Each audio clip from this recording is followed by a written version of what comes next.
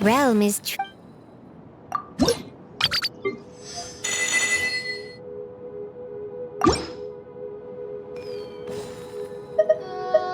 If you ever had...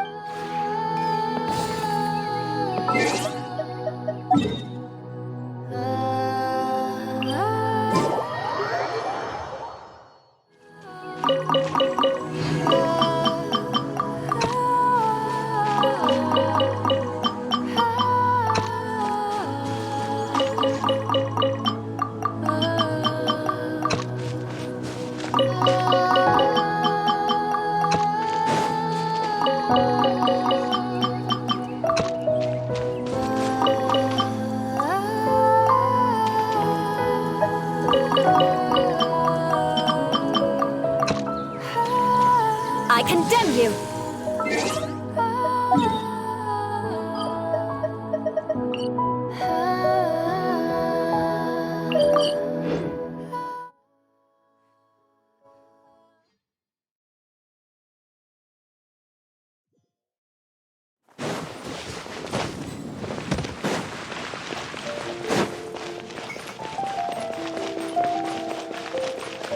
Ad Astra. Thank you for completing.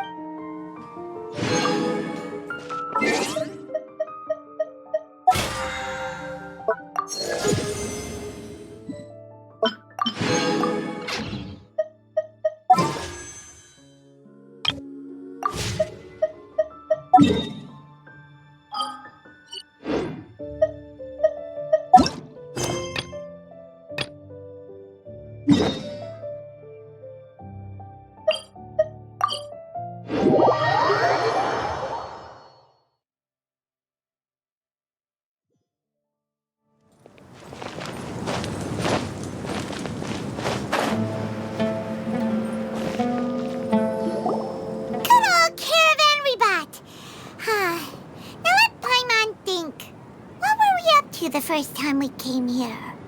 Oh, Paimon remembers! Nahita's consciousness had been trapped by the doctor, but we followed the clues she left behind to help her. So much time has already passed since then, and it seems Sumeru's changing for the better now that Nahita's in charge, right?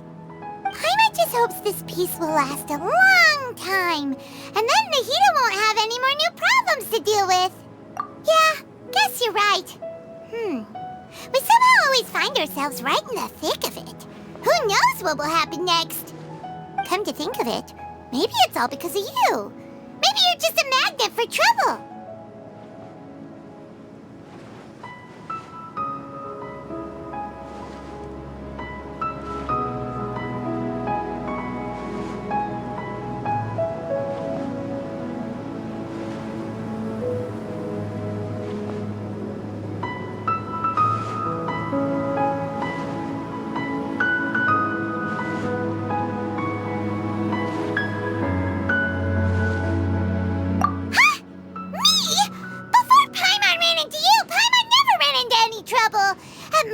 She was super tired. Paimon got caught in some strange whirlpool and sucked out into sea.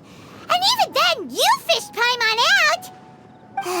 Anyway, for Nahita's sake, maybe we should think about heading to our next destination for... Ah, look who it is. Running into you in a place like this? I can see you two still love wandering around. Oh, it's Dia! Since when are we just wandering around? We're usually taking care of some serious business, even though it may have nothing to do with our journey. But never mind that. What brings you here? I just finished a commission in the desert for a usual client of mine. Nothing too interesting. Just escorting a shipment of goods. I'm on my way to report back. That's when I saw you two all the way over there, chatting away.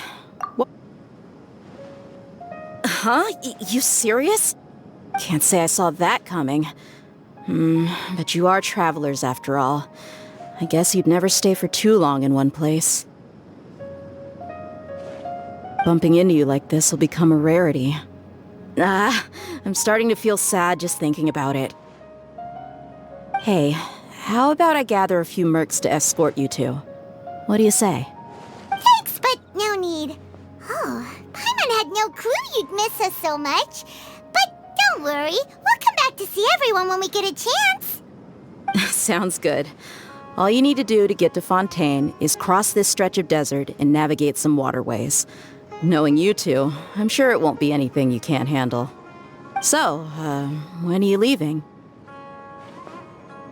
Oh, wait a sec. Paimon just remembered there are still a few dishes in Sumeru that Paimon hasn't tried.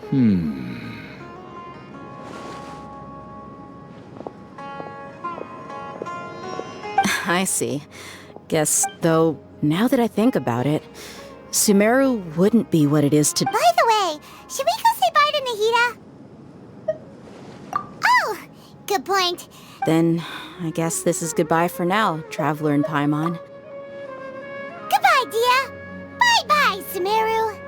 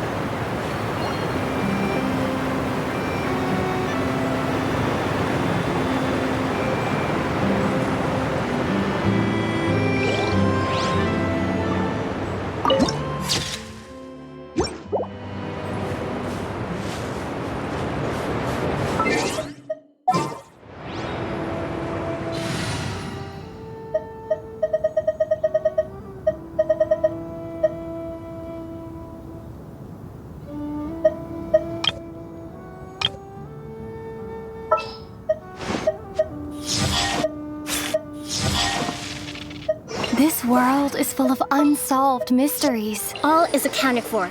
Let's move out.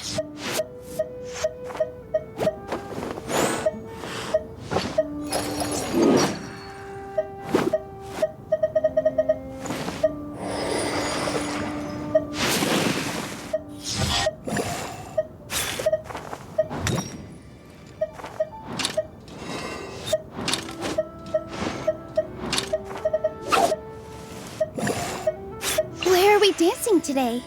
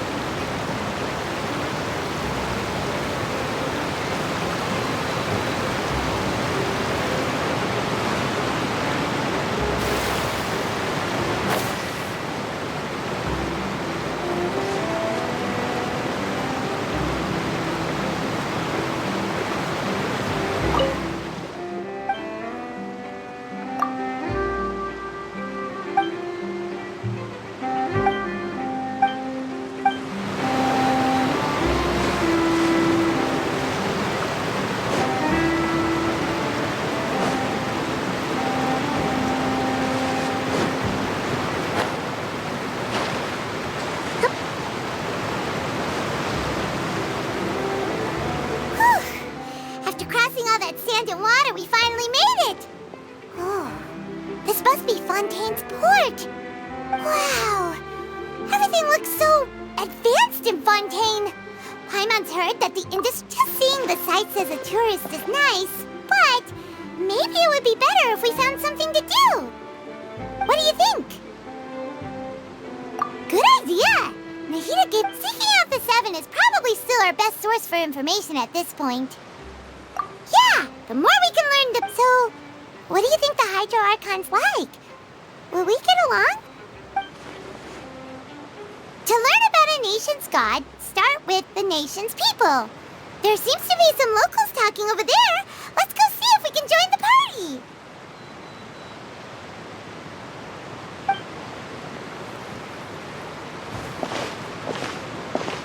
If you ask me, it's a tragedy how things ended for him. Yeah, I didn't expect that kind of ending for him. I thought he would at least fight on a little longer for his family. I was expecting a sudden plot twist, but it's a pity that it never happened. Excuse me. Can I help you too? Hi. We're travelers new to Fontaine, and we... Play? Oh, no. We're talking about something that really happened. In fact, it's a case that was just heard a few days ago. Really? Like, a real trial? But the way you were talking about it and the words you used just now made it sound like some kind of story. Well, good tales are often based on true stories, aren't they? And what you see in reality may also be someone deliberately putting on an act while harboring ulterior motives. Whether something is true or not simply isn't that important. The main thing is whether the story being acted out on the stage is splendid enough. Oh, but it looks like you're not from around here. You probably don't know that the Fontaine Court of Justice is called the Opera Epiclese. But, shouldn't court cases be treated a little more seriously than that? Not to question Fontaine's way of doing things. It's just that putting someone on trial is usually a very serious thing. No worries. Other visitors to Fontaine have wondered the same thing. You could say that we just don't want to waste the moving stories behind those cases.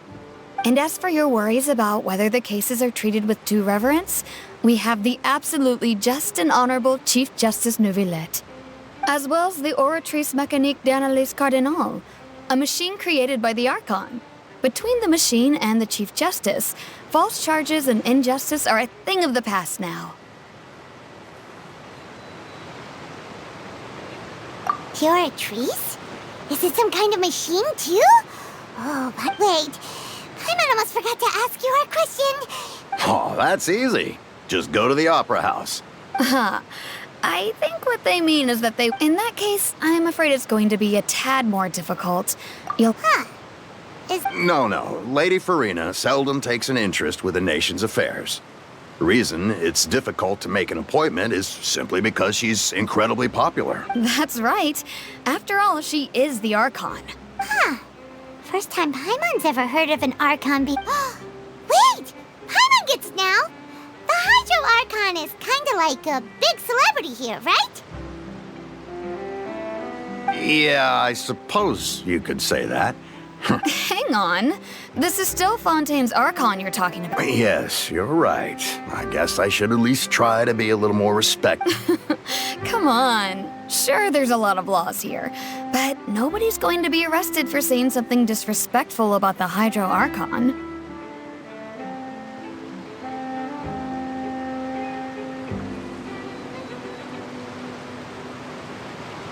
Alright, I think we get it. Thank you! At least we now know that we can find the Hydro Archon at the Opera House.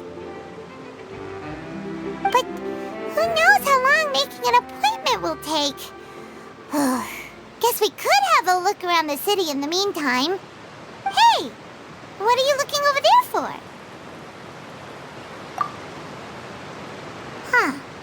Maybe something's the matter.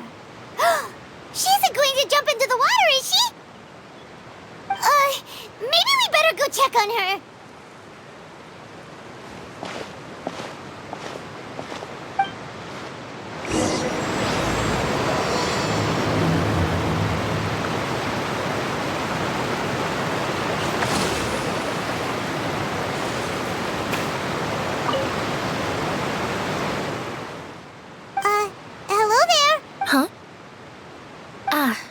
fine. Oh, okay then. About many things, actually. But there's nothing I was just reminiscing about a place my brother and I would play when we were kids. You're pointing at the sea. No people call the waters around Fontaine a sea. It's actually just an inland lake that's filled with fresh water.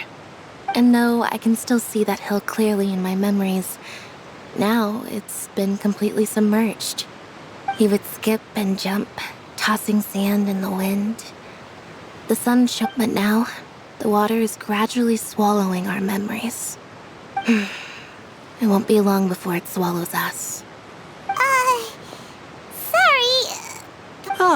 I don't believe we've had the pleasure of meeting. Are you Lynette's new friends? Oh, and you... Thanks for looking after my sister. She often comes here to reminisce about our childhood, that's all. There's no need for any concern.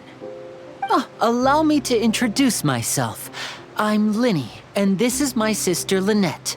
If I had to guess, I'd say you must be travelers from abroad. Nice to meet you. Paimon is Paimon, and this is the Traveler. We just arrived in Fontaine. We were just talking with your sister. Even though we didn't really get what she was saying. I see. It's unusual for Lynette to be so willing to talk with anyone. In fact, she seldom speaks at all. I'm usually the only one she ever talks to. Oh, really? Then you two are just like us. Paimon's always the one talking for some reason.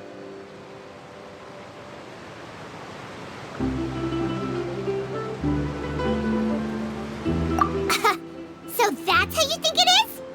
I also think my brother can be too talkative at times. Seems you were right, Paimon. We are quite similar. So, what did Lynette mean just now when she said that the water is engulfing your memories, and that it won't be long before it engulfs you too? Oh, that. It's from a prophecy that's been circulating in Fontaine for some time now. Well, I suppose prophecy isn't exactly the right word, because that implies a certain amount of uncertainty. There's no doubt about what's happening. Where to begin?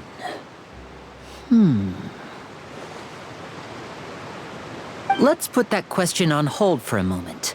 We still haven't formally greeted each other yet, have we? Did all the introductions earlier not count? Hello, traveler.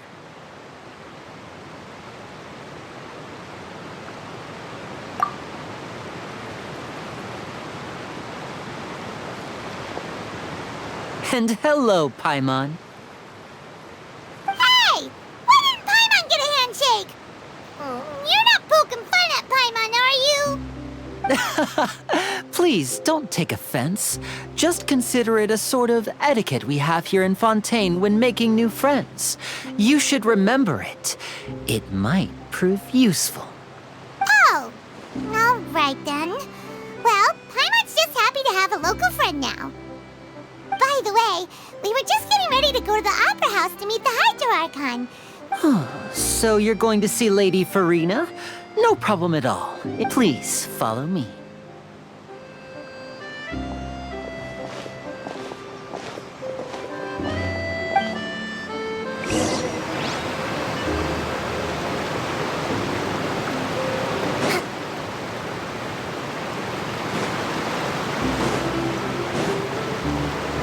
Let's move out.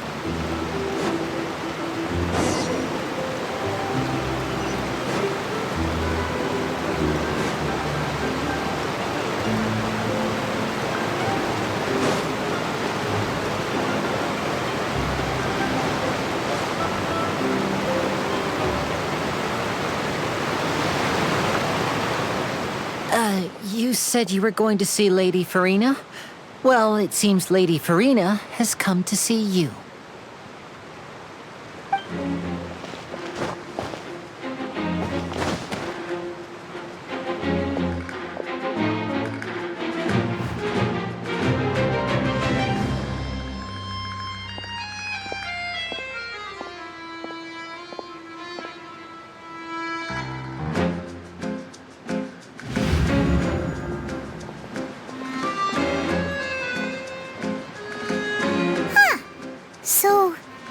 the Hydro Archon?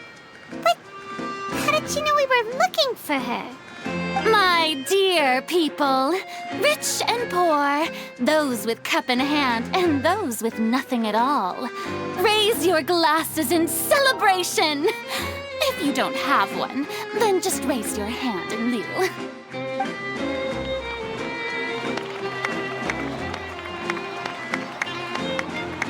As you can all see, 2 unfamiliar travelers have arrived in our nation. Come, let us make a toast in honor of this traveler and her companion who have journeyed here from distant lands.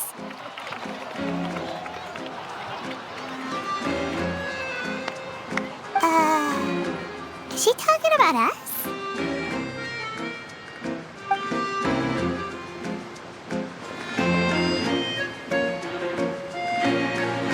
I've long heard of the turmoil and chaos you've left in your wake as you visited other nations. But I welcome you nevertheless. No, I have come to receive you personally. Fear is for insignificant cowards.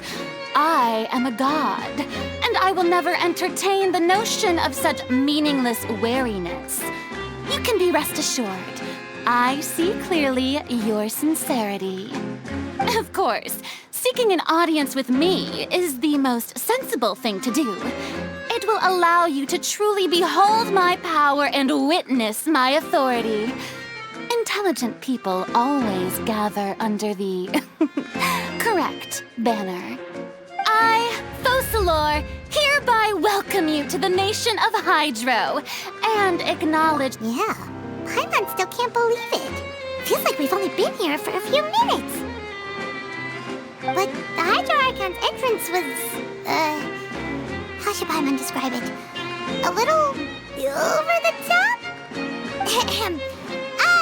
Miss Hydro Archon, how did you know we were coming? I see. As Outlanders, you inevitably lack even some of the most basic understanding. Don't forget that even the gods can be divided into the mediocre and the excellent. I suppose it's only natural for you to be awestruck by my abilities.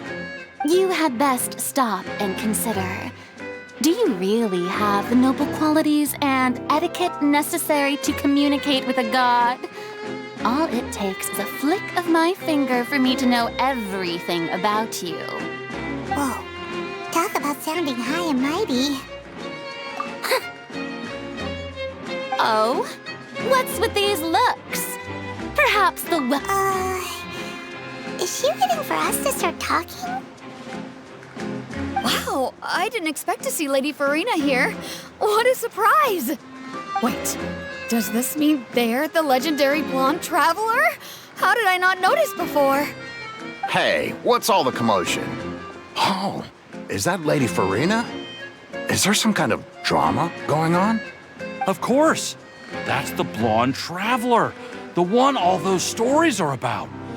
Lady Farina came here to personally see her. Oh, I bet this is going to be the duel of the century. Ooh, I've got to see this. I knew Lady Farina would never disappoint.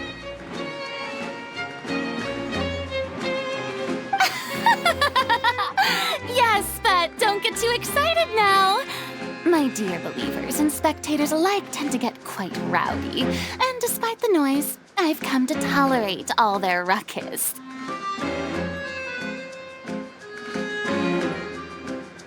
You may consider this my reward to all of you. I have determined that there will be an epic duel between myself and this traveler from another land, just as you were hoping to see.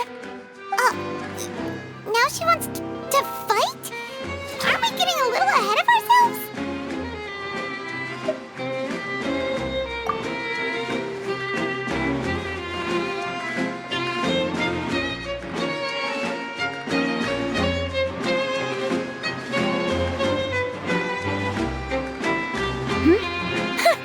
Are you not afraid? Might I remind you that this is a duel against the divine? What are you trying to do, traveler? provoking a god in front of her people? Stand down, Clorinde. I admire her bravery. Few have the courage to draw their sword against a god. She is obviously a true warrior. Unfortunately, people nowadays only crave to be thrilled, and a mere duel will not slake their thirst for excitement. Oh, yeah, she's right. Just a duel wouldn't be all that interesting. On Araneus, criminals are always requesting duels to defend their honor. You're getting a bit old, to tell the truth. You see. Then, as the god of justice, I shall face this traveler in another kind of duel. A duel in court! Oh, all right! Now that'll be worth seeing! Right. This is Fontaine, after all. It's such a grand opera house, it would be a pity not to use it. Why do you care so much about the crowd's reactions? Seems you've spent a little too much time in the opera house. Besides, how exactly do you plan to have a duel in court? You mean you're going to put us on trial?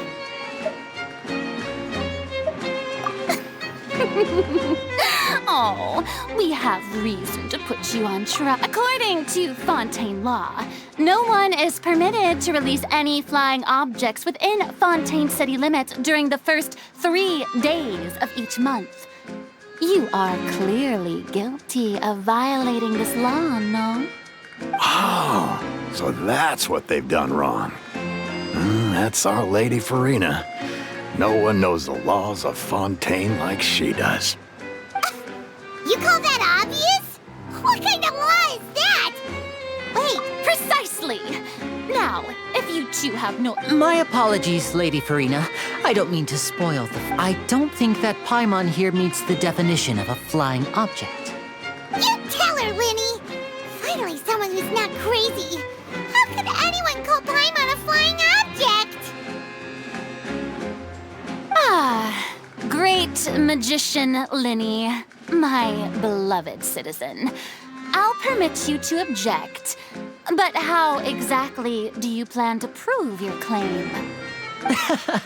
As a magician who just rained on your parade, I naturally should shoulder the responsibility of saving the show. So, with such an audience gathered here, allow me to perform a trick for everyone.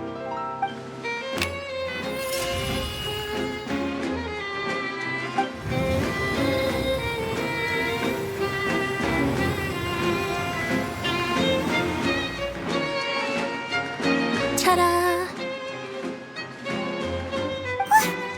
What's that on Paimon's back? Hey, when did you do that?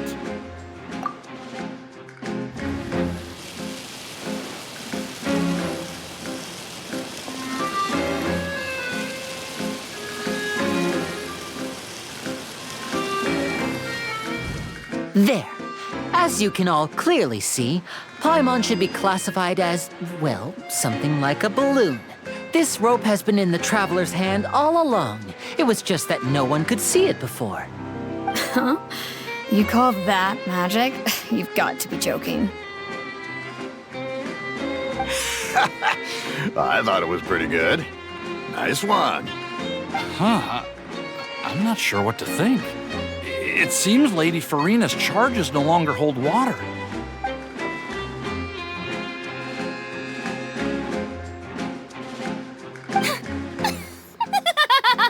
Amusing. Very amusing, Linny. Just the sort of Performance? You see, in which case, consider the matter of your trial resolved. The god of But when there are valid grounds, I will not only judge travelers from abroad, but even the gods of other lands. I look forward to seeing your upcoming performance at the Opera House, Mr. Linny and Miss Lynette. That's enough for now. Toodaloo!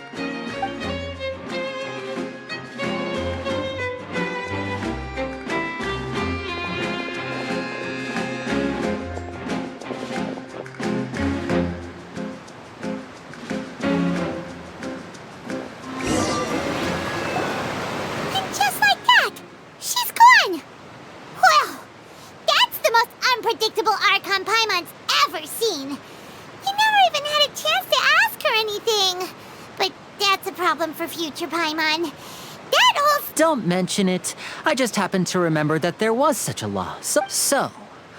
She can be a bit confusing at times, but she is still amenable to reason.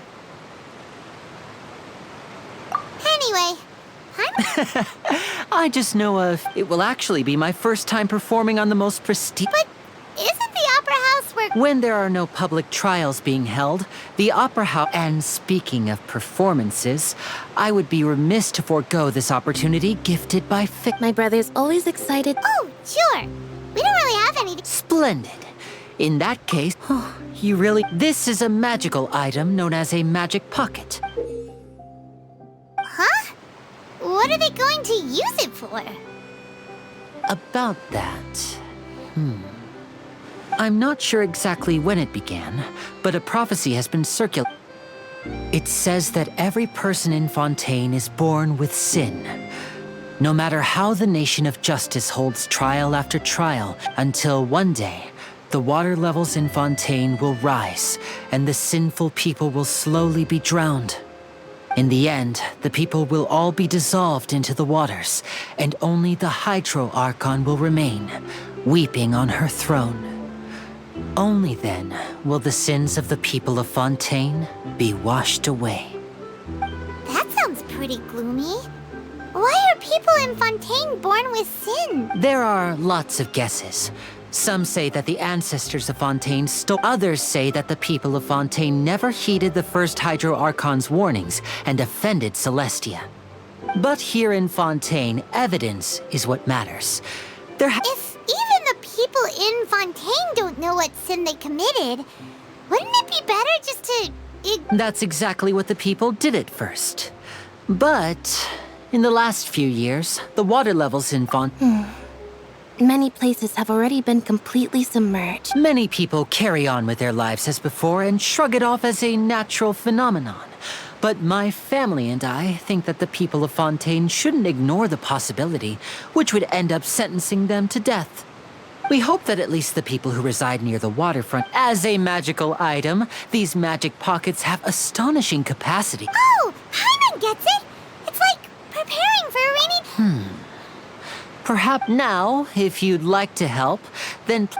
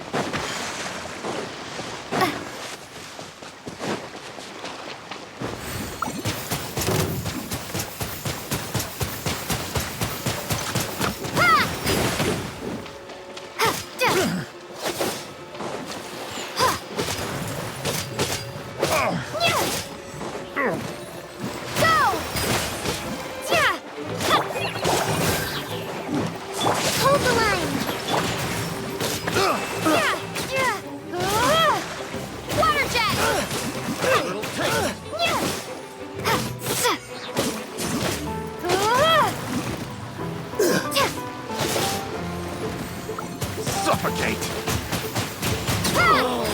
Such a pain! Bombs away! Picked the wrong test subject.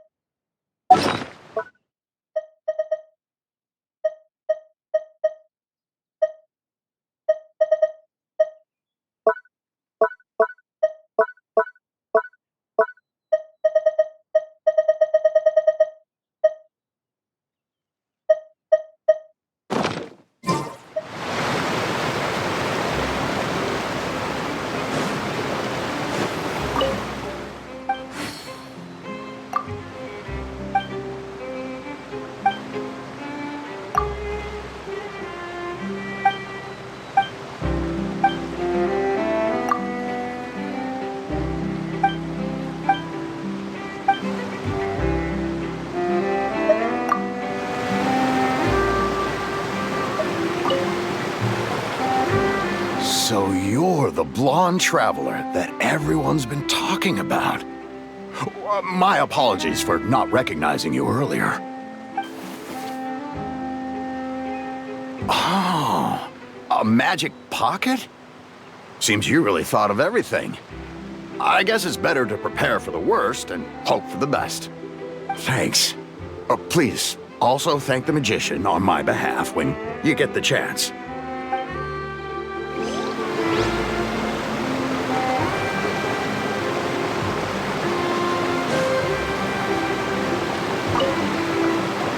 What's this? So you also believe in the prophecy. Keep it. I won't have any use for it. What? You mean you don't believe in the prophecy? No, I believe in the prophecy. But I also believe in another story. The story says that people once lived in the ocean. They were one with the ocean and couldn't live apart from it. But as time wore on, people desired to live on land and developed blood vessels, encapsulating the sea within their bodies. Thus could people set foot on land.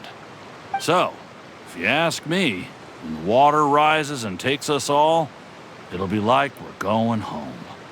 Oh, We hadn't heard that one before. But people can't live underwater. They'll die. You should probably still take it. All right, I'll take it. I guess I just feel that being dissolved into the water doesn't necessarily mean death.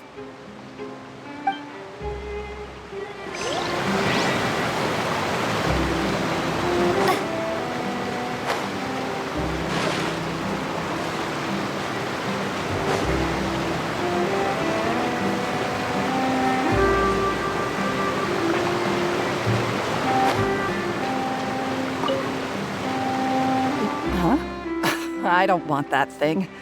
Way I see it, if the prophecy's true, it's still gonna be a long time before the water can cover everything. Life is all about living in the moment. What use is there in worrying about the future all the time? We'll cross that bridge when we get to it. You should still take it. You never know when it'll come in handy. Oh, all right, fine. Thanks. It's just that if I start moving, that means I've already given up on the life I have now. I'd really rather not.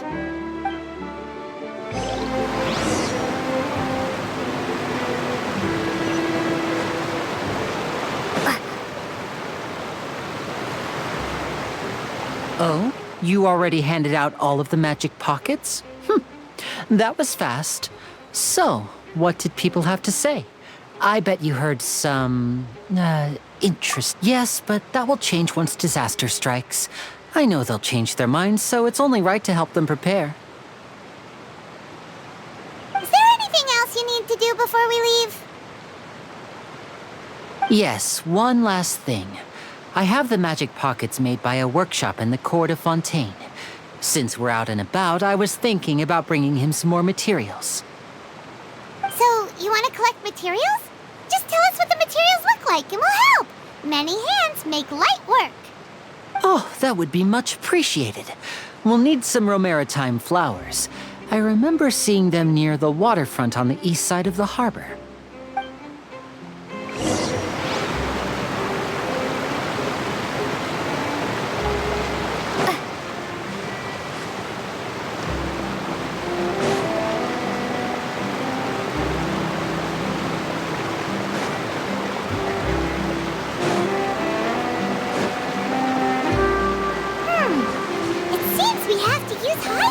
For maritime flowers.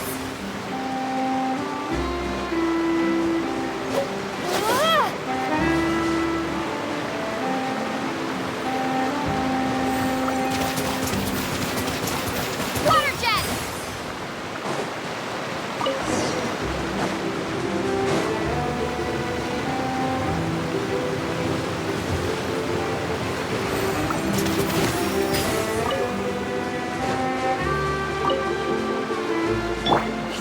Rebuild!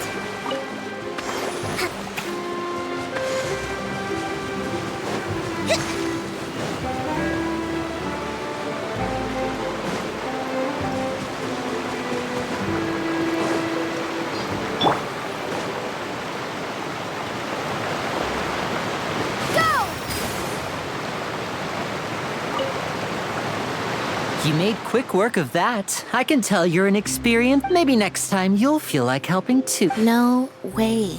I'm in power-saving mode today. Otherwise, I fear I may not have... Fine. Though the performance is still a... So, we're going to the court of Fontaine before we head to the opera house? Good. Paimon wants...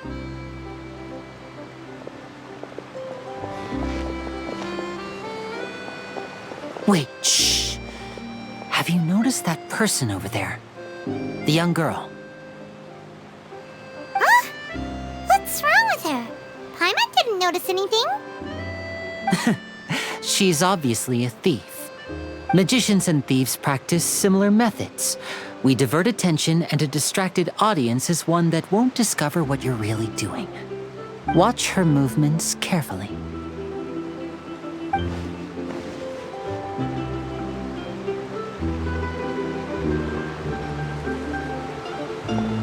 Oh, he's right!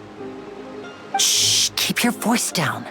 We need to think of a way to catch her, but it seems she's very alert. Perhaps we should split. You two can ride the lift over there and wait up top. I bet that'll be... All right,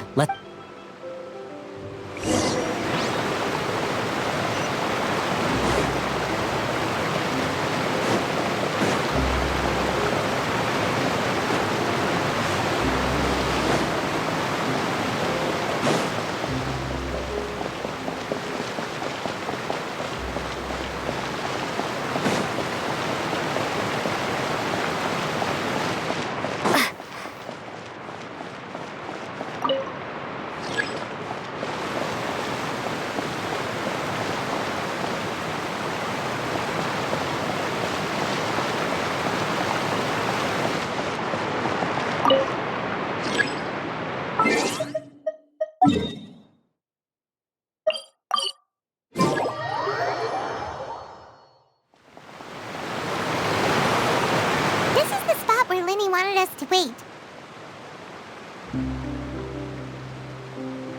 Oh, look! Isn't that her?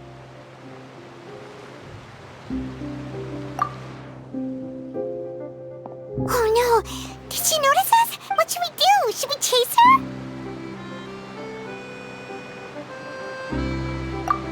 You're right. She might also... Nothing's happened for a while now. Paimon wonders if Linny caught the thief. Yeah, let's go.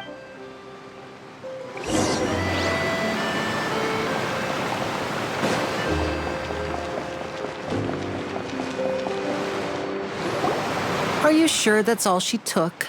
You should check to make sure you're not missing anything else. No, that was all. Oh, I can't thank you enough. I didn't notice a thing earlier. Anyway, I should be going now. Oh, were you returning what the thief had stolen? That's right. Pity I wasn't able to catch her. She distracted me by dropping the thing she stole on the ground. By the time I looked back, she was already gone. I saw the general direction she went, but Linny twisted his ankle, and I needed to make sure he was okay. Oh, did you get hurt, Linny? I'll be all right. It's just a twisted ankle, that's all. In fact, it's feeling better already. If you want to play at being a hero, at least try not to get hurt doing it. Imagine what would happen if you managed to derail our performance as a result. You're right. Sorry, Lynette. I have to admit that the thief was even more skilled than I had anticipated. But at least we were able to get the stolen items back, so it wasn't a complete failure. What a slippery little thief. Guess things turned out all right in the end, though. Linny's initiative paid off. All right, let's put this little detour...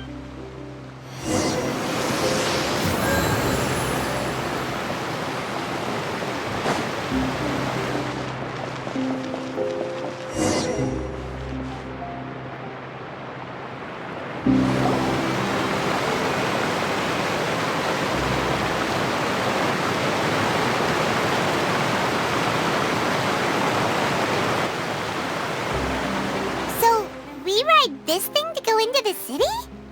What an ingenious way to get around! People in Fontaine really know how to use water! This is an aqua bus. It allows people to travel between several key locations around Fontaine. It's pretty convenient, but the ride can become a little dull after a while. The scenery is always the same. That's why it's better to travel with friends. So you mean it's still boring even when I'm riding with you? No, that's not what I meant. It's just that, well, you don't really talk that much. Besides, it doesn't really feel like a real trip when it's just the two of us. It's the same as being at home. Whatever. Guess that's what it's like to be an older brother.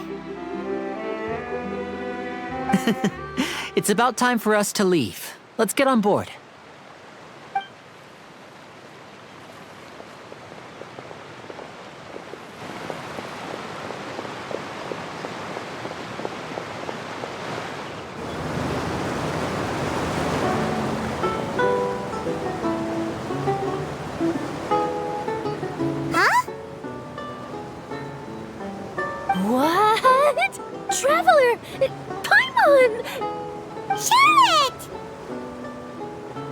I never guessed I'd bump into you all riding the Aquabus.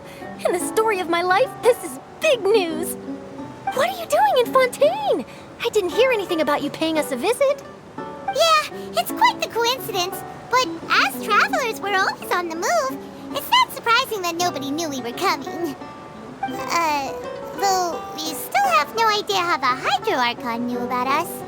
Oh, Oh, no need for introductions, Paimon.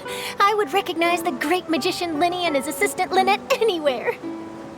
I wouldn't be much of a reporter if I didn't know who they were. It's a pleasure to meet you. I'm Charlotte, a reporter for the Steambird. Nice to meet you. From the Steambird, huh? We've often relied on your paper to promote our performances. It's an honor to meet you. now that everyone knows each other, Fontaine suddenly doesn't feel like such an unfamiliar place. So, what have you been up to lately, Charlotte? Any big news? Not too much. When there isn't any breaking news, I mainly cover the trials at the Opera House. You can still manage to keep readers' attention as long as you tell things from a clever enough angle, even if it's the same old topics. For example, reporting on how a scammer once deceived vulnerable girls into relationships, or how a financial criminal was once so poor that they ate a single piece of bread for 5 days.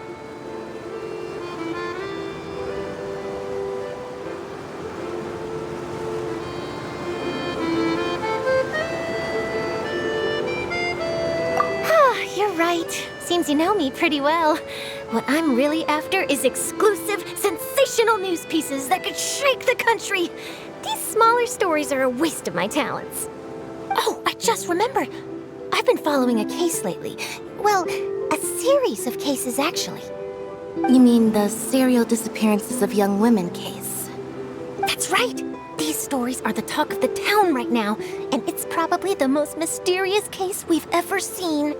If I'm the first with a draft ready to publish when the case is finally cracked, and it's the headline story in the Steambird, oh, when that happens, I bet all the other reporters will shed tears of envy. I've already gathered all kinds of materials. I just can't wait for the truth to be revealed. So, what is the serial disappearances of young women case? You mean the culprit hasn't been found? That's right. The first missing girl case happened almost 20 years ago. And ever since, after a period of time, another girl disappears. What the cases have in common is that the girls are all of a similar age, and that they've all vanished without a trace. But the scariest part is that to this day, none of the girls have ever been found. Many suspects have been arrested over the years in connection with this case, but shortly after each arrest, another disappearance would always happen.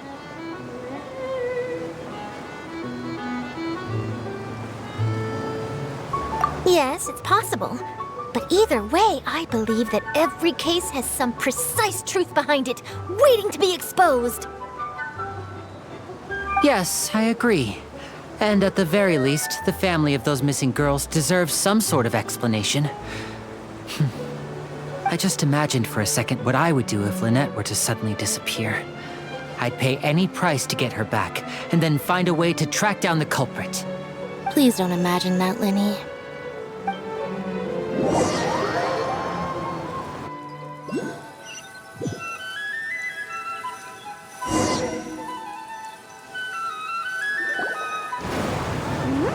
Hey, we're almost there! Look!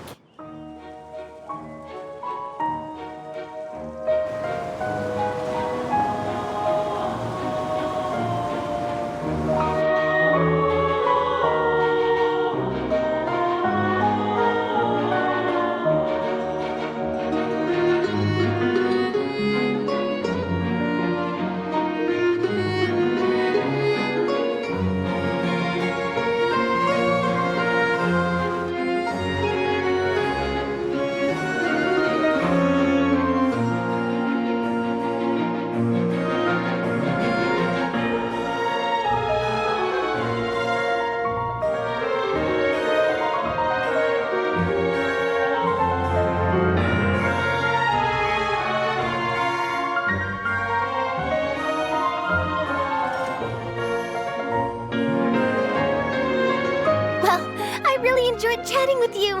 Life should be full of pleasant little surprises like this. Yeah, us as well. The ride went by too quickly. I have an interview to get to. I should get going before I'm late. Okay, Paimon hopes we can chat again soon, Charlotte. Bye now. Oh, be sure to stop by. What a tough job. Always running around and interviewing everyone. Well, where should we go now?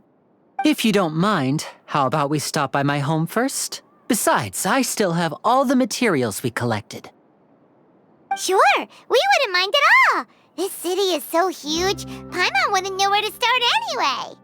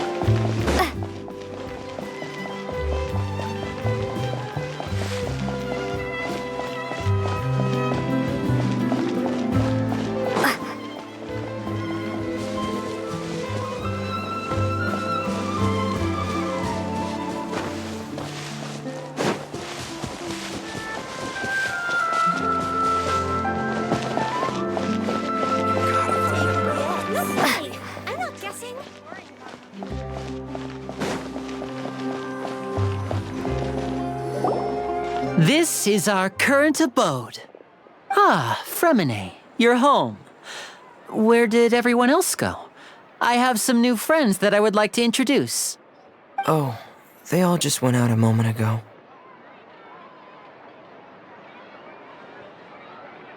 I see.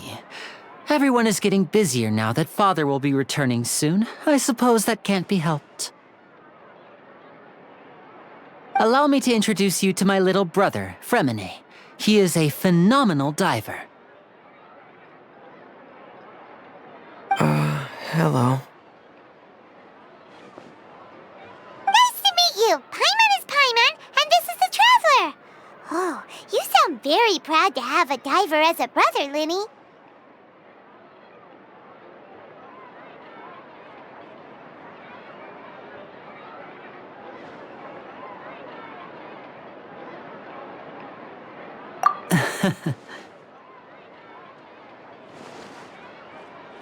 Linny, could you come here for a moment?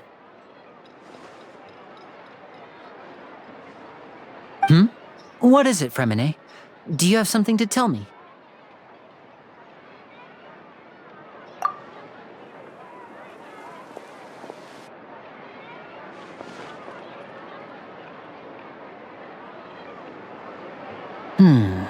Okay, I see.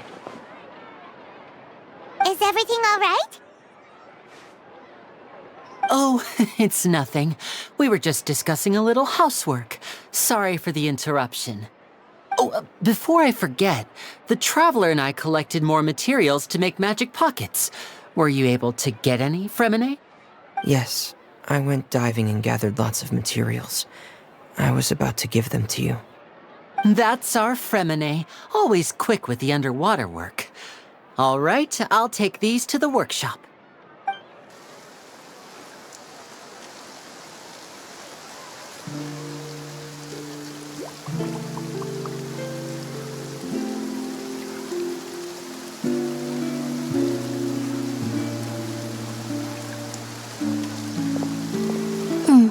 Looks like rain. Oh, you're right. But wasn't it clear and sunny just a moment ago? Fontaine's weather sure is weird. I'm afraid that's just how it is here.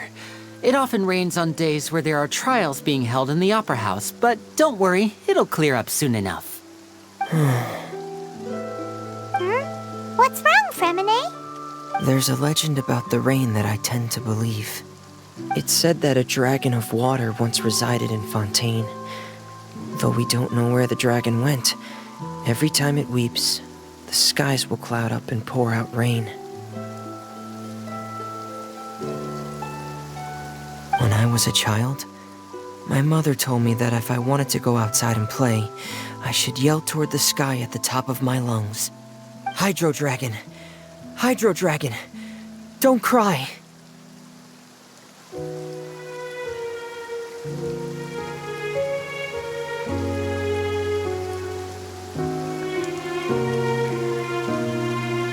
If it's an elemental dragon, then having the power to make it rain wouldn't be very unusual. Let Paimon try something. Hydro Dragon, don't cry!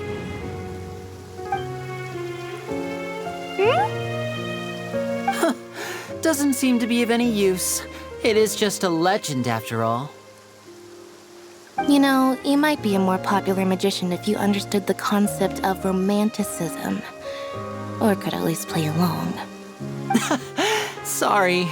It might be because we've never met the Hydro Dragon. Perhaps it can't be comforted by the words of strangers.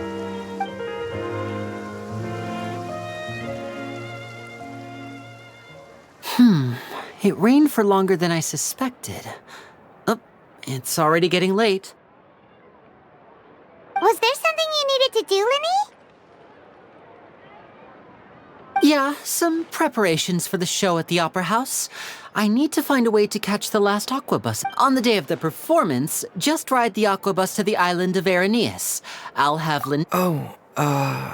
Are you— What is it, Fremine? I'm in a hurry. Perhaps we could trouble the Traveler to help us take— I'm afraid that Fremine can be quite— No trouble at all! Don't worry, we're on the case!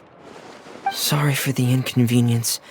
I'm quite useless when it comes to such tasks.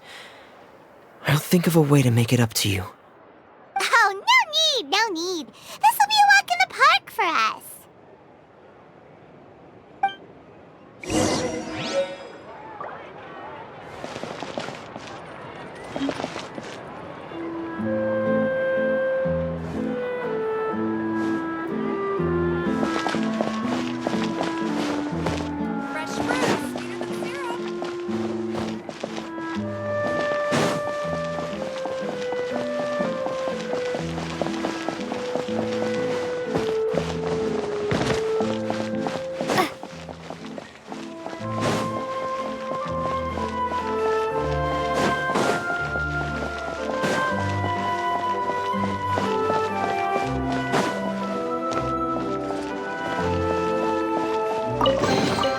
Is this an answer from this world?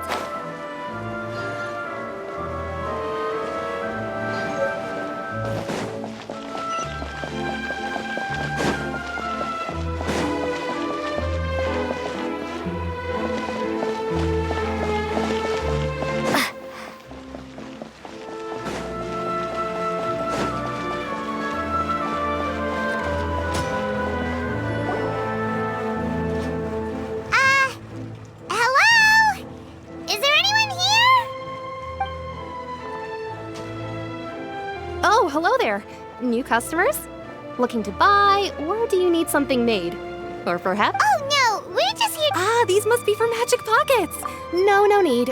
But they insisted on paying the full— Whoa! I can't say for sure, but who knows? Hey! Is this— Why use your hands when a machine can do the work? It would be a— But where does a big machine like that— well, it's so lit, but basically, everything we usually use here in the city is powered by indemnitium. It's a type of energy that— Huh? How can try— Well, I'm not completely sure of all the details. When a trial is in session, the Oratrice Mécanique d'Analyse Cardinale harvests people's belief in justice. So that's what its other function is? Paimon heard that the Oratrice was but Paimon still doesn't get it. How could something unreliable like people's beliefs be turned into a stable power source for these— Oh, yeah! So that means the Hydro Archon relies on the machine to take the energy created by belief and turn it into power for all of Fontaine, right? Even though I've never heard anyone really put it that way before, it's besides indemnitium, we have another type of energy. It isn't produced by the power of the Archon, but it is unstable by nature. Even now, it still cannot be widely used by civilians. I thought I'd find you hard at work, but here you are chatting the day away. Since you're already talking, I'm sure you wouldn't mind a few words with me. You again? Didn't I already promise you that I'd have the more I owe to Confrérie of Cabriere by next month? Why are you hounding me now? Yeah, but how do we know that you won't go running off by the end of this month? I want 50% today. Wait, no, 70%. Huh? You... Seems business isn't so great for the workshop. We've already finished our job and delivered the material. Hey, hold on. Before you go around trying to collect payments, why don't you settle your own debts? If Confrérie of Cabriere wants to poach clients from Northland Bank, that's fine. But I'm afraid you still owe the bank a hefty sum of mora. So why don't we work things out between... You're from Northland Bank. But we said we'll pay everything we... Traveler, Paimon! I didn't think I'd run into you here in Fontaine. What are the chances? We're surprised to see you too! What are you doing here in Fontaine? You didn't want to stay in Snezhna... Long story short, but it seems that fate brought our paths together today. Not only will I have some... Either way you look at it, it seems things are going to... Pretty sure we'd want to avoid anything that you'd find interesting. Hey, you! Northland Bank... Don't interrupt. It's not often I run into the Traveler like... You kidding? Aren't you the one looking for us? You really... Listen to me, boy. If you want your mora, fine. Hey, I just said not to interrupt. Oh, by the way, Traveler, the last... Hey! That's way over the line! All right... Can you at least let me finish one sentence? Fine. Though the bank told me not to get rough with our clients, you're the ones who started it. This is an act of self-defense. You two will have to be my witnesses, okay? I'm sure this won't...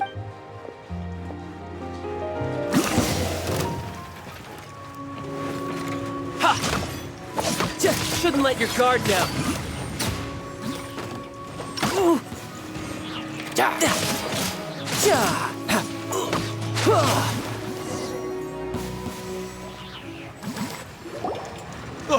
What's your deal, Brad? How are you so strong if you're just a step? Oh, now you notice. It's a little late, don't you think?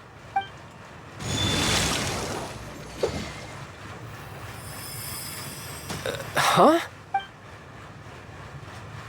Now's my chance!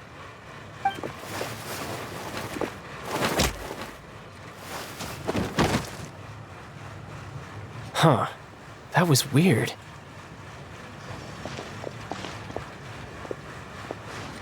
I'm not sure. It's as if I suddenly lost control of my hydro powers when I needed them. Strange. How could that happen? First time... Never mind. It doesn't matter. If I want to stay sharp, I shouldn't be relying... So what are you doing in Fontaine, child? Well, I guess it's... Huh? What kind of reason is that? I don't know, but recently, there seems to be some sort of restless power stirring inside of me. And I don't know why. Maybe you losing control of your vision just now. That is a possibility. I can't remember if I ever mentioned it before, but when I was 14, I fell into... It was during that time I learned nearly all of my abilities. The one who took me under her wing and taught me, she was always quiet and very mysterious. No, but one time, I asked her why she was willing to take me on as an apprentice. From what I could make of her, because I had awakened it, and traces of it remained on me. She said that all my But what is it? She never explained that. But my guess is in my dream, I was in the deepest depths of the sea. A whale? Oh, that sounds familiar! When we fought against you?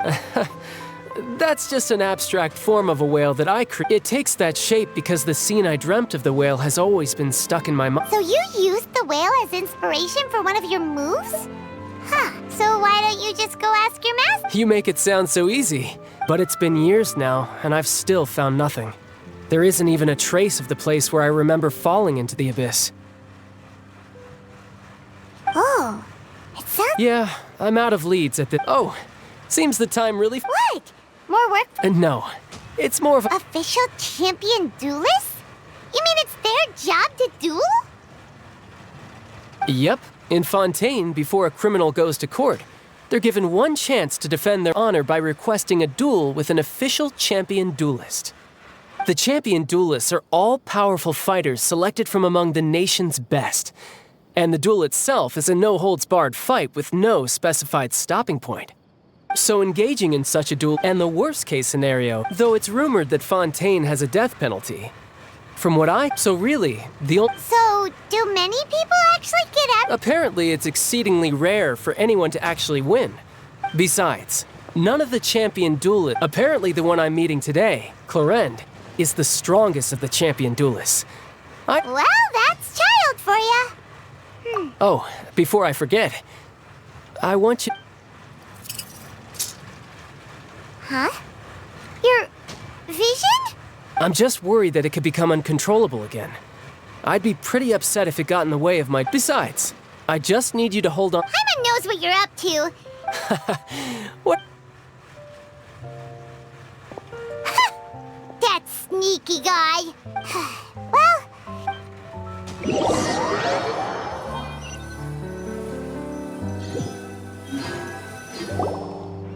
Wow! Who could have seen that coming? The reporter who was barely around for most of the story was the murderer all of... sorry. Paimon was just surprised, that's all. The whodunits here in Fontaine are a lot different. It's so exciting to reach the moment when the mystery is uncovered, especially in the one Paimon was... Oh, sorry,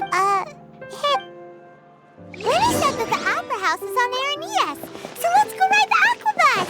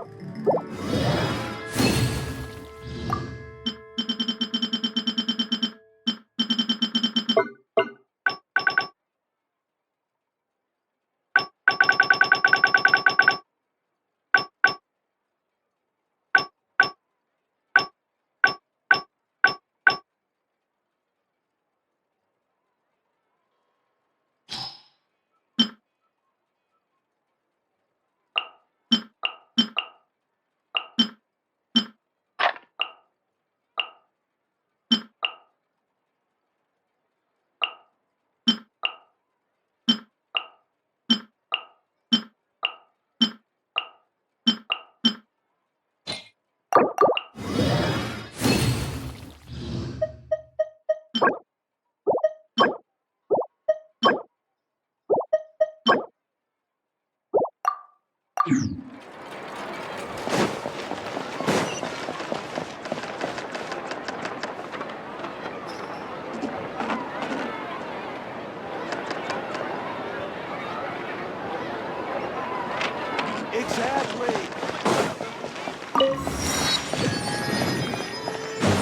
There'll be a picture.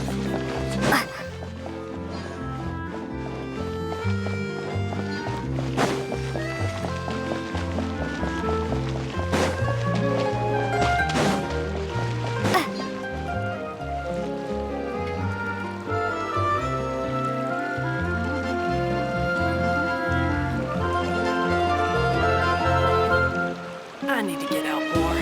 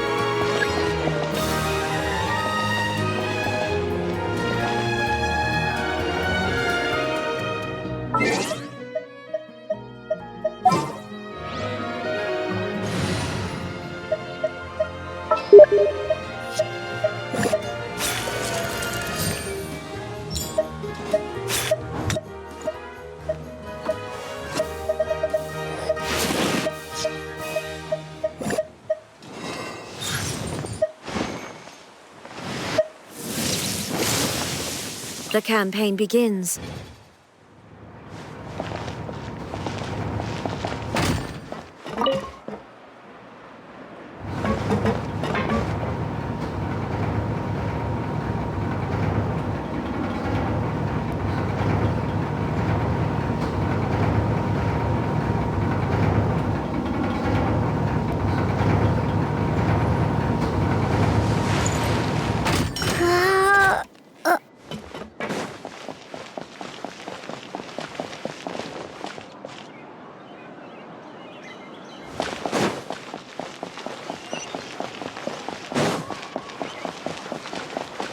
Welcome to Palais Mermoni.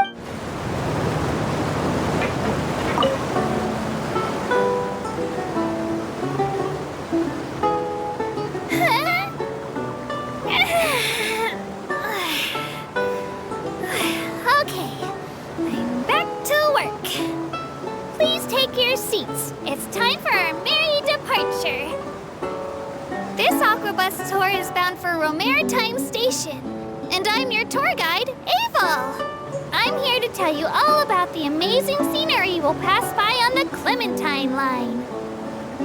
Even though I'm not an expert tour guide, when it comes to interesting stories and important places in Fontaine, I definitely know a thing or two. I hope that my commentary will give you a newfound appreciation for this nation, and that you'll be inspired to visit every corner of Fontaine, just like Elfin was.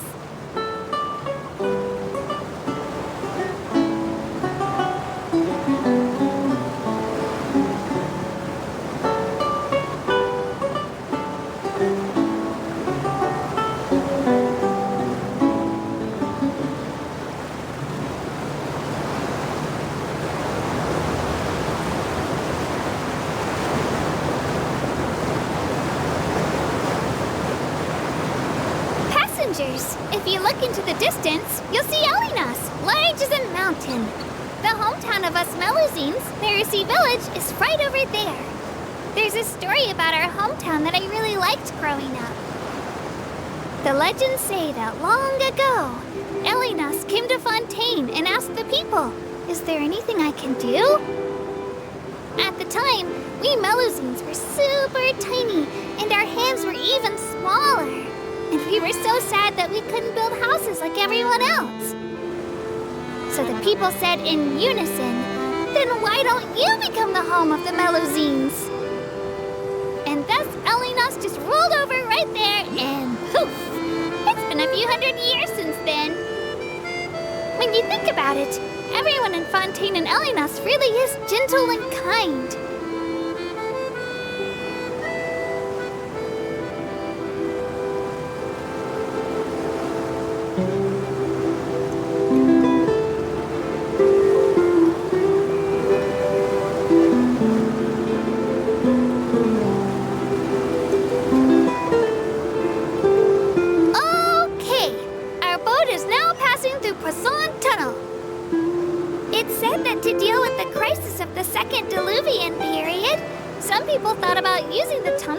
Tech to hollow out the mountain and build a city inside. But if the water covered the mountain, wouldn't the people inside suffocate? Or were they going to build a super tall tower to breathe through? A tower like that would need to be super duper huge and really strong. Even with all the engineers and workers in the country, it would take hundreds of years to finish the work. So that plan definitely wouldn't work.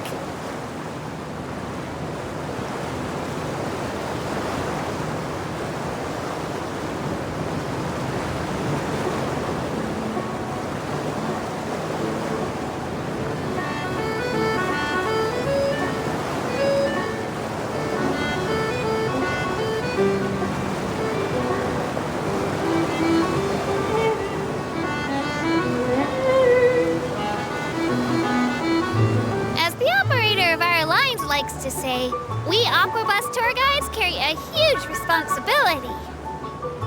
Lots of tourists have no idea which shops are worth going to or what local specialties are worth buying. It's up to us to fill them in. If we tour guides do a good job, then everyone in the court of Fontaine will earn a bunch more mora. It really motivates me when I think of how my work can have a positive influence on other people's lives. Even if there aren't many passengers, and even if I don't actually have that many stories to share, as long as I persist, the results will definitely come with time.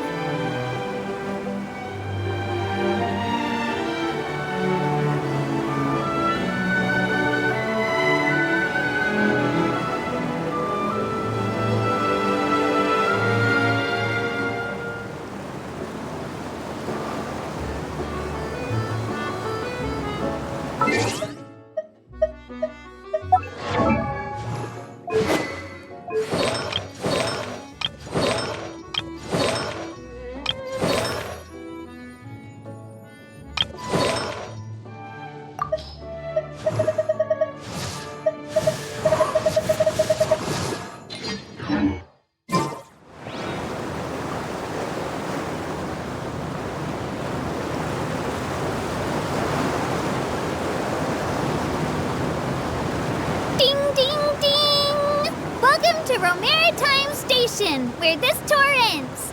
Thank you for riding with us today, and if you have any suggestions or feedback, please write a letter to the tour operator.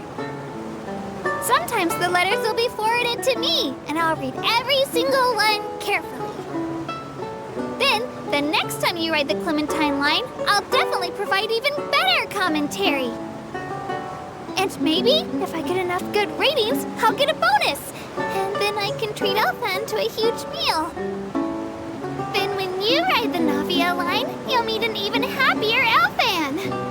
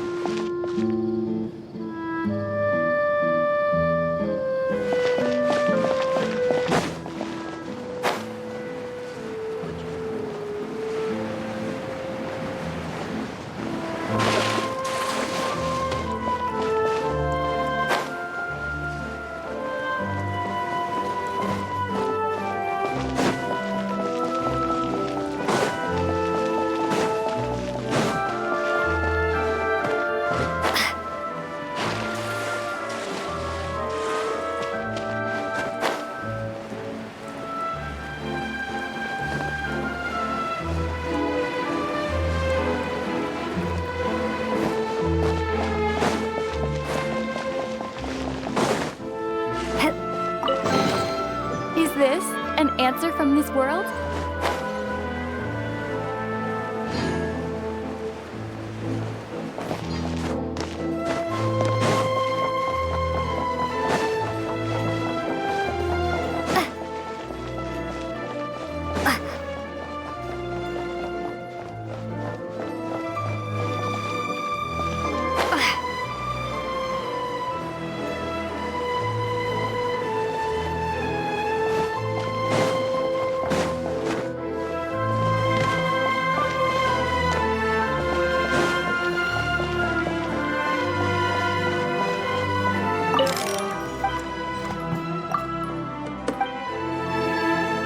An energy.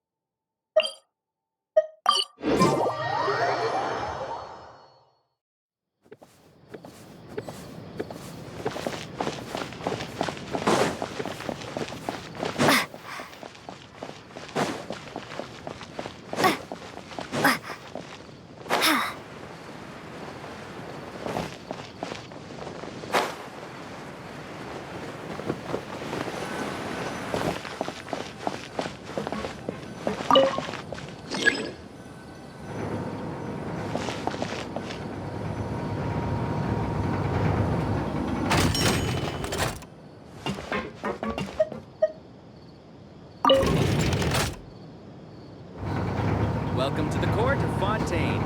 Please watch your step.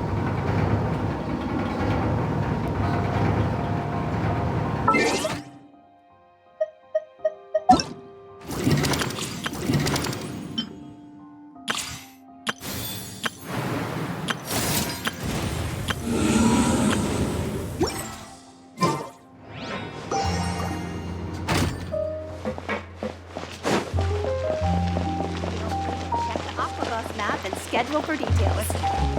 I'll help you find.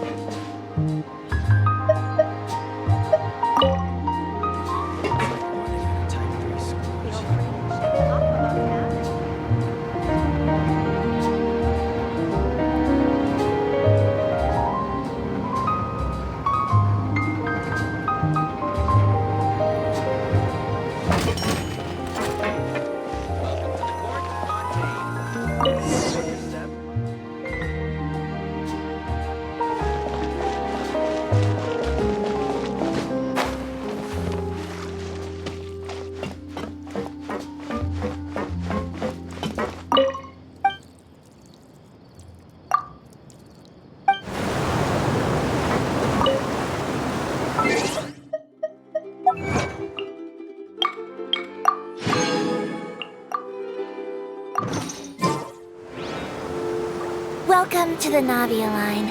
I am Elfan. The boat will be departing imminently. Please do not stick your head, hands, or other body parts outside the boat. The Aquabus operator is not responsible for any accidents or injuries resulting from doing so. Also, please remember to buy the Steambird, though I don't read it myself. The destination of the current tour is Erinias.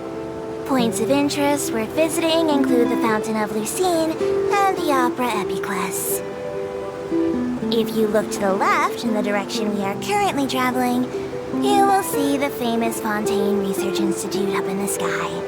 An experiment gone wrong turned new sightseeing opportunity.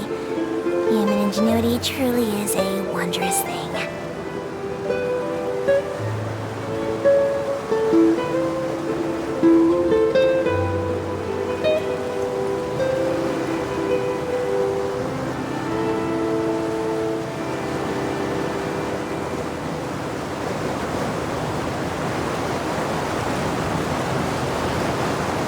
Approaching our final destination. Please be sure to bring all your personal belongings with you as you disembark. Even though I will take any forgotten items to the lost and found, the paperwork is rather annoying, as Melusine hands are not suitable for grasping pens. Please be careful when disembarking. It has been my honor to be your tour guide this trip. Thank you.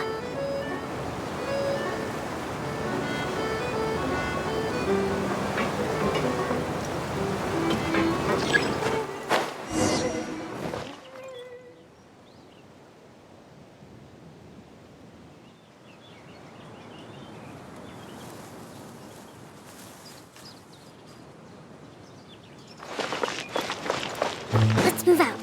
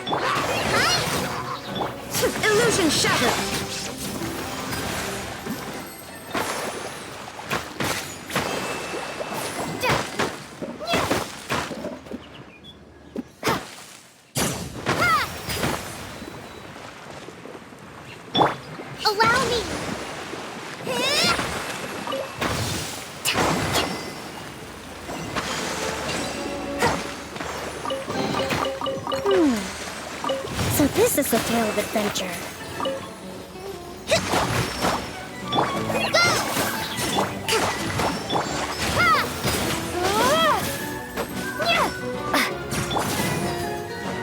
Shine down!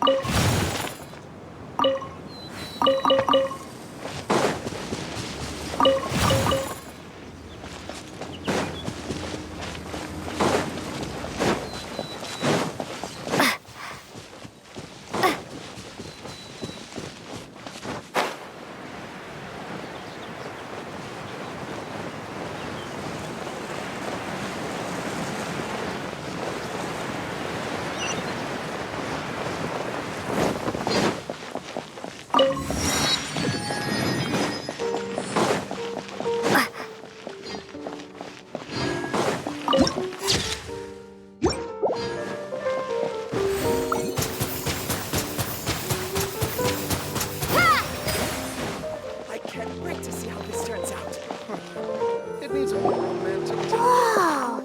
Now this is fancy! The Opera Epiclese. What a place to hold a performance! No wonder Linny and Lynette were looking forward to it. Huh. Looks like there's a lot of people standing around the fountain up ahead. Oh, Archon, please bless us with a bright and healthy child. We pray. I don't know why you always feel the need to ask so much. I'll be happy as long as our child is healthy and lives a peaceful life. I guess if they're our kid, then there's no doubt they'll turn out smart. Maybe this is one of the customs in Fontaine. There sure are a lot of couples here. Vache.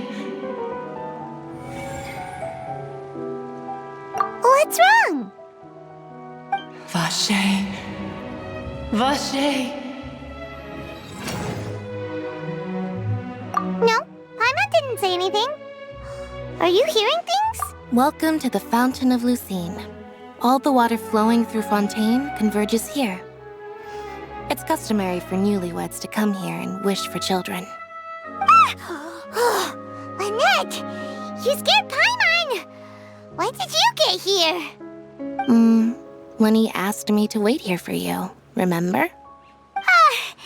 Right. What do you mean?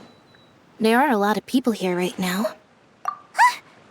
Hey, you're not trying to scare Paimon, are you? Besides, it's the middle of the day. It's not the time for eerie things. I see. I might be able to tell you something that could help explain the voice you heard. In fact, you might not be imagining things at all.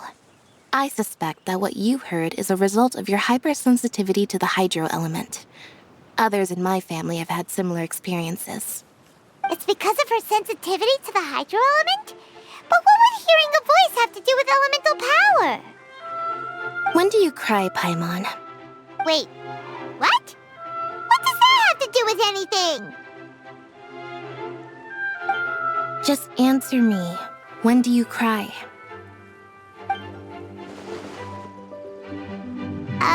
When Paimon's really sad? Oh, and when Paimon's super happy. Oh, and also when Paimon's really, really scared.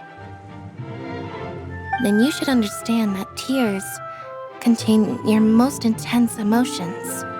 Like I just mentioned, the Fountain of Lucine is where all the flowing water in Fontaine converges.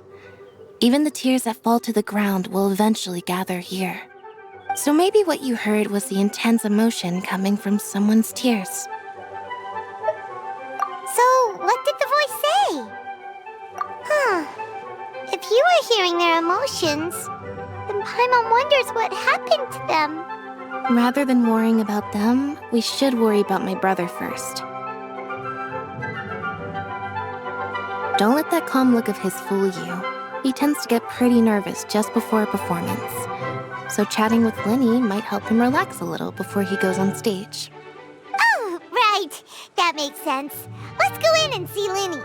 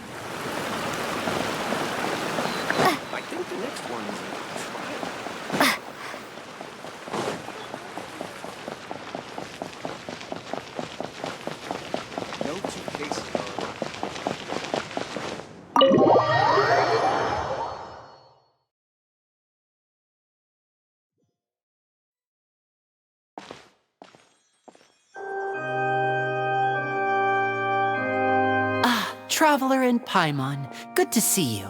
I knew you two would come. Are you kidding? We wouldn't miss it for the world! We've been looking forward to it! I can tell, judging by how early you've arrived. But you're actually right on time. The audience still hasn't started entering the venue yet, which means now is the perfect chance for us to take you to the best seats in the house. Wait just a moment, I'll fetch the tickets.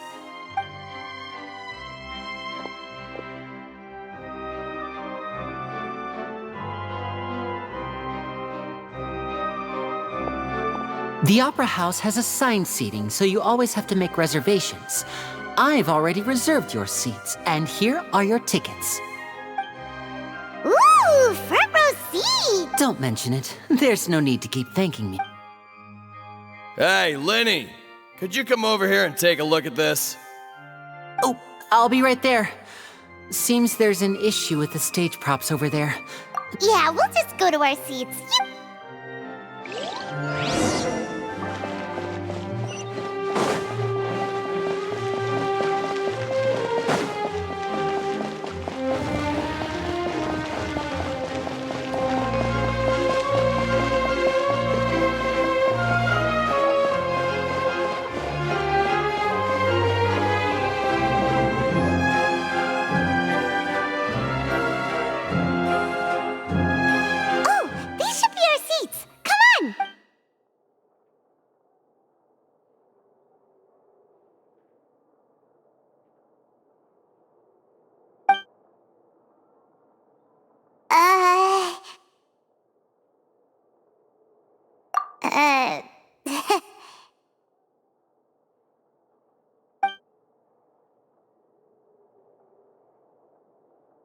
Hey, Traveler. Maybe we should strike up a conversation with... Oh, you little... Of course you put this on Paimon. Excuse me, I did not realize you felt awkward. I am terribly sorry. I would be perfectly happy to chat with you if that is what you would like. Oh, so you heard all of that, did ya? Boy, you sure have good ears. Paimon thought she was keeping her voice down. Wait, that's not it. Paimon's... Sorry. Paimon's the one who was being rude. Oh, Paimon's got it. You're also here early and sitting in the front. Are you a friend of Linny's too? A friend, you say? Well, if Mr. Linny would like to be my friend, I would be more than happy to reciprocate. Oh, so you're not friends with Linny then? Oh, this is getting more awkward by the second. Paimon nearly forgot to make her introduction. Nice to meet you. Paimon is Paimon, and this is the Traveler. We just arrived in Fontaine. It is an honor to meet you two. I have heard of your deeds across Tevat. And as required by proper etiquette, I will also introduce myself. I am... Oh, Monsieur Nervillet. What an honor it is to have you here to see my show. Ah, Mr. Linny. I should say it is in fact an honor for me to see your performance in person. Wait, Nervillet? Could he be... I saw you all chatting just now, but it seems you still don't know who Monsieur Nervillet is. Allow me to introduce you to Fontaine's Chief Justice. That seat is always reserved for him. It wouldn't be too much to say that he's the symbol of justice and honesty here in Fontaine. Ooh, sorry for being so rude just now. Paimon had no idea you were such an important person. No offense taken. Being Chief Justice is merely what I do for work. Nearly every person has their usual reserved seat, so I'm not so special, really. And by the way, I should probably let you know, even though I would prefer not to, there's someone sitting up there in the VIP seats that has been striking a pose for quite a while now. I believe she is trying to give you a most elegant and impressive first impression. So I think you should take notice of her sooner rather than later, otherwise she may become flustered.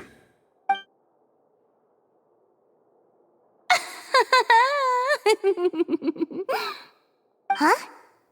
Oh, it's Farina, the Hydro Archon. Huh. She sure has a smug and satisfied look on her face. Guess she has no idea that you saw right through her act. Very good. That is for the best. No need to pay her any more attention. We may now enjoy the show. Huh? So is this what things are like between the Chief Justice and the Hydro Archon? All right, please wait just a moment longer. I've pretty much finished my preparations, and the performance will start as soon as the audience has made their way to their seats. Yay! The show's finally about to start! Paimon can hardly wait! Paimon's never seen a real live magic show before!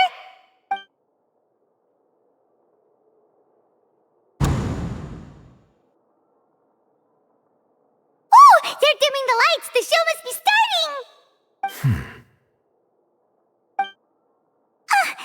Sorry. Paimon will try to stay quiet. Welcome, one and all, to the Opera Epiclese. I am the star of today's show, Linny. And over here is my sister, Lynette, who will be working as my wonderful assistant. Please, let's give her a warm welcome. Hello, everyone. I know she may seem to be a little sleepy right now, but that's just a sign that she's nervous. Whatever. Now, some of you may be thinking, two vision holders who can freely manipulate elemental powers performing magic is not true magic at all. So, I would like to take a moment to assure you that elemental powers will have nothing to do with what you will witness on the stage today.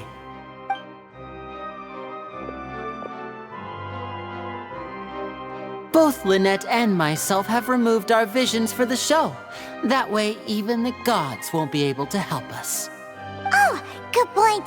That's what makes the show real magic. Now, without further ado, let the show begin. Lynette will now exit the stage to make some preparations. I know you might miss her, but don't worry. She'll be coming right back on stage momentarily. Perhaps in an unexpected way. I'm sure she'll be stealing the spotlight soon enough. Oh, and before I forget, there's one more thing I should say. You never know what can happen in the blink of an eye. A magician's greatest skill is making things disappear or appear. The possibilities are endless.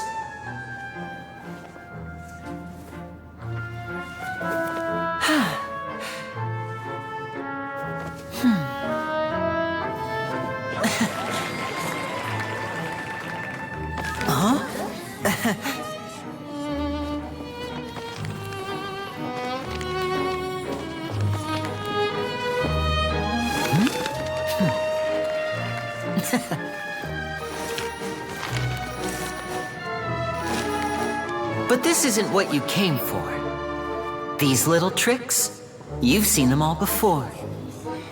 So it's time for something truly extraordinary, don't you think? This one's a little tricky.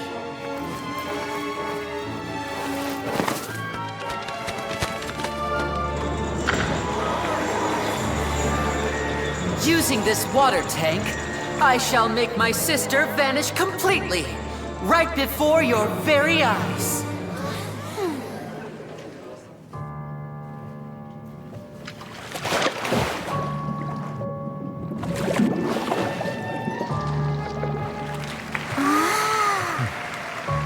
It's actually quite simple.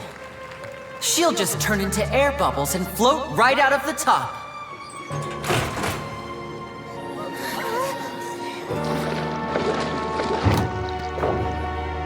Oh no! I told them to check all the props carefully.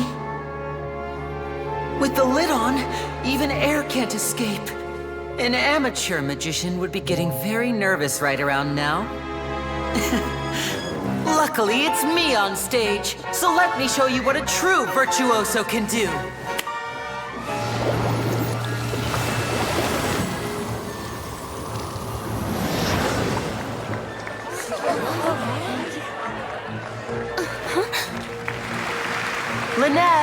you still there? Don't go too far. We don't want to use up all our magic. Hi, I'm back. Uh-huh.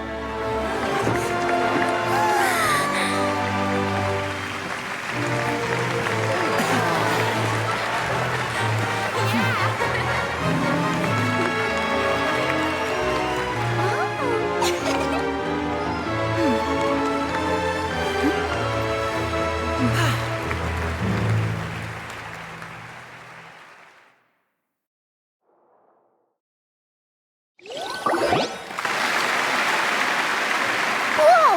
What in the world just happened? How did he do that? Carmen didn't see him do anything. Wasn't Lynette inside the water tank? How did she disappear and then reappear out of nowhere? If we could see easily through his tricks, then that would mean that his skills are still lacking. To appreciate magic, you should focus on the show happening on stage, rather than getting caught up in trying to see that which has been intentionally hidden. Guess you're right. Paimon couldn't believe her eyes when Lynette reappeared. Amazing! Thank you, everyone. I'm glad you enjoyed that performance. But our magical journey has only just begun. I've prepared even more astonishing surprises for everyone here. The magic of transformation and disappearance can go far beyond what you've just seen. I'm sure many of you are thinking that escaping the water tank was impressive enough, but Lynette is still my assistant after all. In which case, I have ample time to make all necessary preparations. So, for my next trick, I will require the participation of one lucky audience member. Please, if my assistants could bring out the magical boxes now. There are 2 boxes and only 2 boxes. One is here, and one is there in the aisle among the audience. I'm sure many of our clever audience members have already guessed our next magic trick. A swap! Our lucky audience member and I will each enter a magic box. After 1 minute, we will each emerge from the opposite box. Now please, everyone pay very close attention to the box you see here. Don't give me any chance to make a move. Wow! How's he gonna do this? Hey, do you think this is all magic tricks, or does Lenny have actual superpowers? The lucky audience member will be generated by this random number selector. It selects numbers entirely at random. Even I don't know who will be chosen to participate. Now then, let's begin.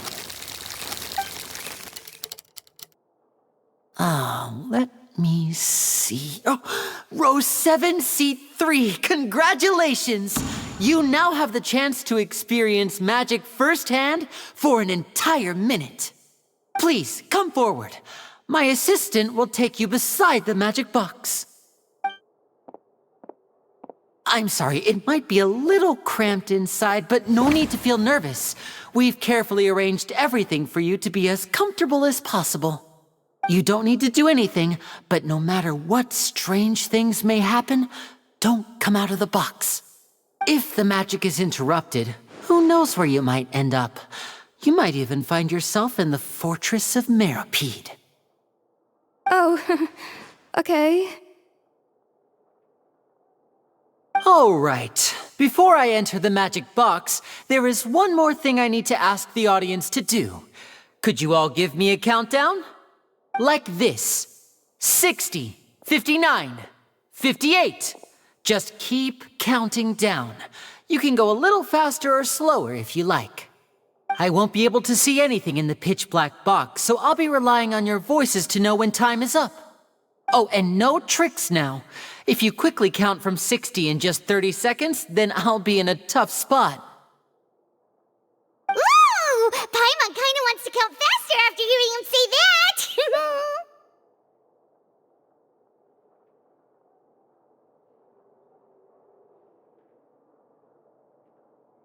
No, that won't do. I can see it in your eyes. You still can't be trusted. Let's practice together. Come on, repeat after me. 60, 59, 58. 60, 59, 58! That's right, perfect. Keep it going. All right, I'll see you all on the other side once you've finished counting.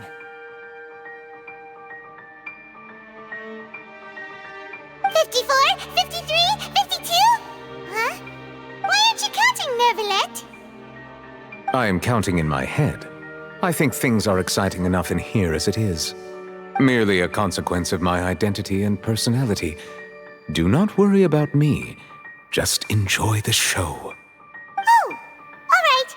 You look so serious that Paimon thought you might be feeling uncomfortable or something. 40, 39, 38! Mr. Linney, are you all right in there? Is everything ready? Yes, I'm fine. I'm just double-checking the direction of the magic. It would be a disaster if we get sent to the wrong places. For example, midair right above the audience. Even though he's saying that, Lenny doesn't seem nervous at all.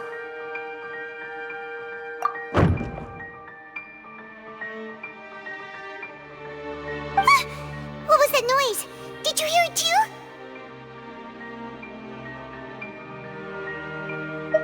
Not sure. Anyway, it doesn't seem like anyone's worried about it. 25, 24, 23! What's wrong, Mr. Linney? I can still hear you moving in there. I seem to have accidentally knocked over a decoration. I'm trying to fix it, but it's pitch black in here. I can't tell left from right. Never mind the decorations. There's no time for that. The show is what's important. No, that's unacceptable. I want my show to be perfect. Don't worry, we still have 20 seconds. Hear them counting? 19, 18, 17! It seems things aren't quite going as planned. I apologize, everyone. It feels like you're all starting to count faster, but that's all right.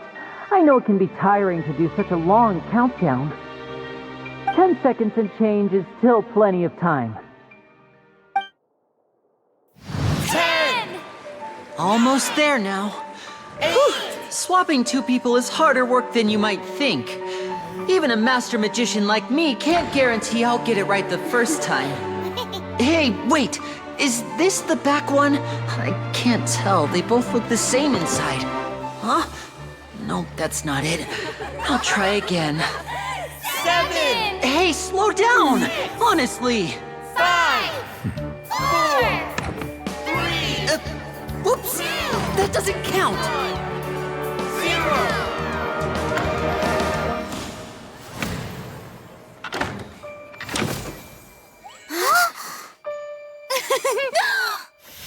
Ta-da!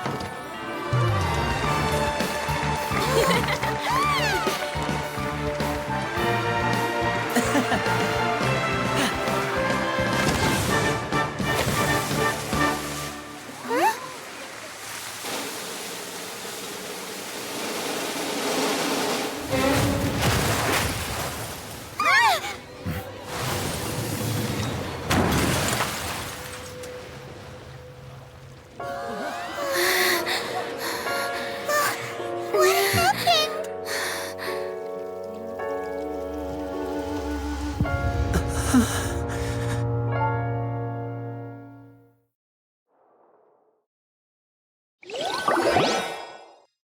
Huh? Is this part of the show? Mr. Lenny, you're going to use magic to fix the stage now, right? What happened? Oh no. Maybe this isn't part of the show. The girl was still in that box, right? This performance is over. Medical staff with me. Guards, secure the scene and detain all the performers. Seal the exits. No one is allowed in or out at this time. Yes, that's right. If this was just an accident, then we must investigate the cause. But if this was all part of some scheme, then those accountable will not escape the judgment of the God of Justice. No need to be alarmed, you two. We'll get to the bottom of this soon enough.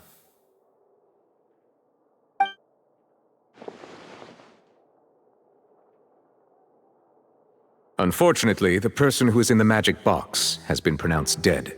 His name was Cowell, one of the assistants in Linny's magic troupe. Apparently, the fireworks on stage ignited the ropes that were suspending the water tank, which then caused the tank to fall onto the stage. As of now, we are still not sure why we found Cowell in the box, rather than the guest from the audience. And after an initial search of the area, the guards have confirmed that the girl is nowhere to be found. It appears that this incident was not merely some mishap with the performance. And there are many indications that it is connected with the case of the serial disappearances of young women. The serial disappearances case? That's the case that Charlotte mentioned before!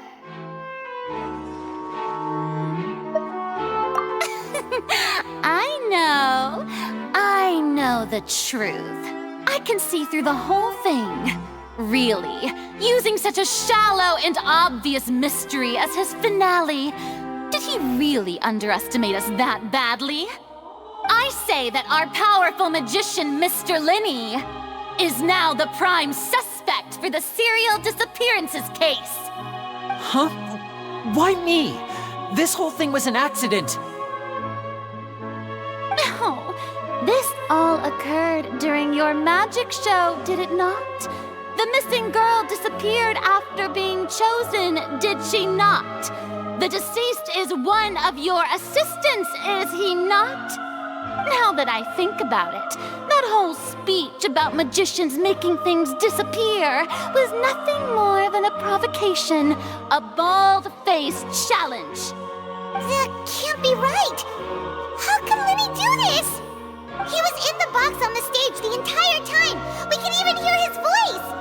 Besides, before the show, he told us that he would like to catch the criminal behind the disappearances! He couldn't possibly mean catching himself!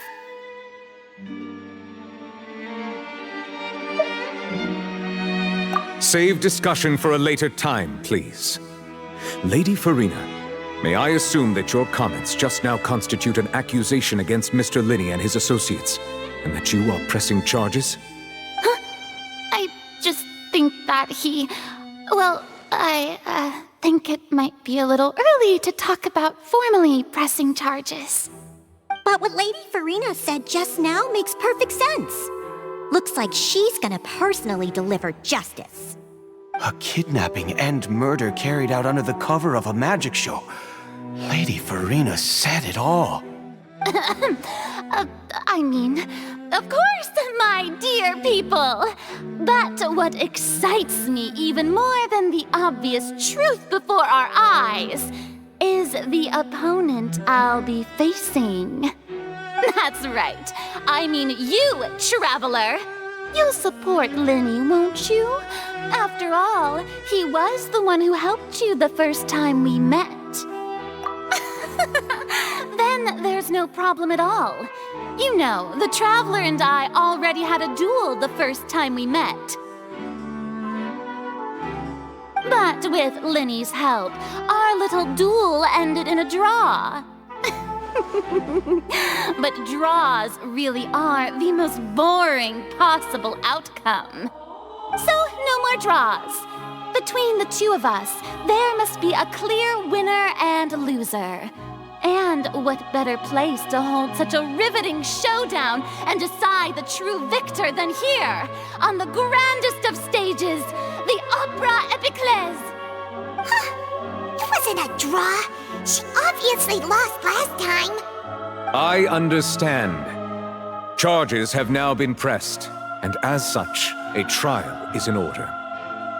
Well, Traveler, seems Lady Farina has set you in her sights. But putting her dramatic rhetoric aside for a moment, I would like to ask you, are you willing to act as Mr. Linny's attorney? Very well. The trial will be held a day from now in the Opera House. Both sides may investigate the scene to build their cases and search for the truth.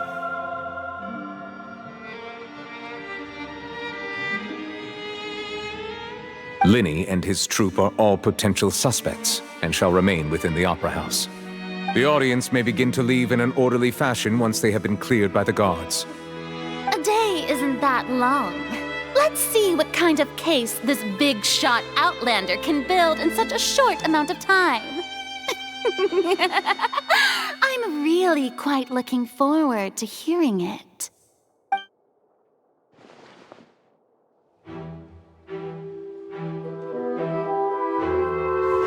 Lenny!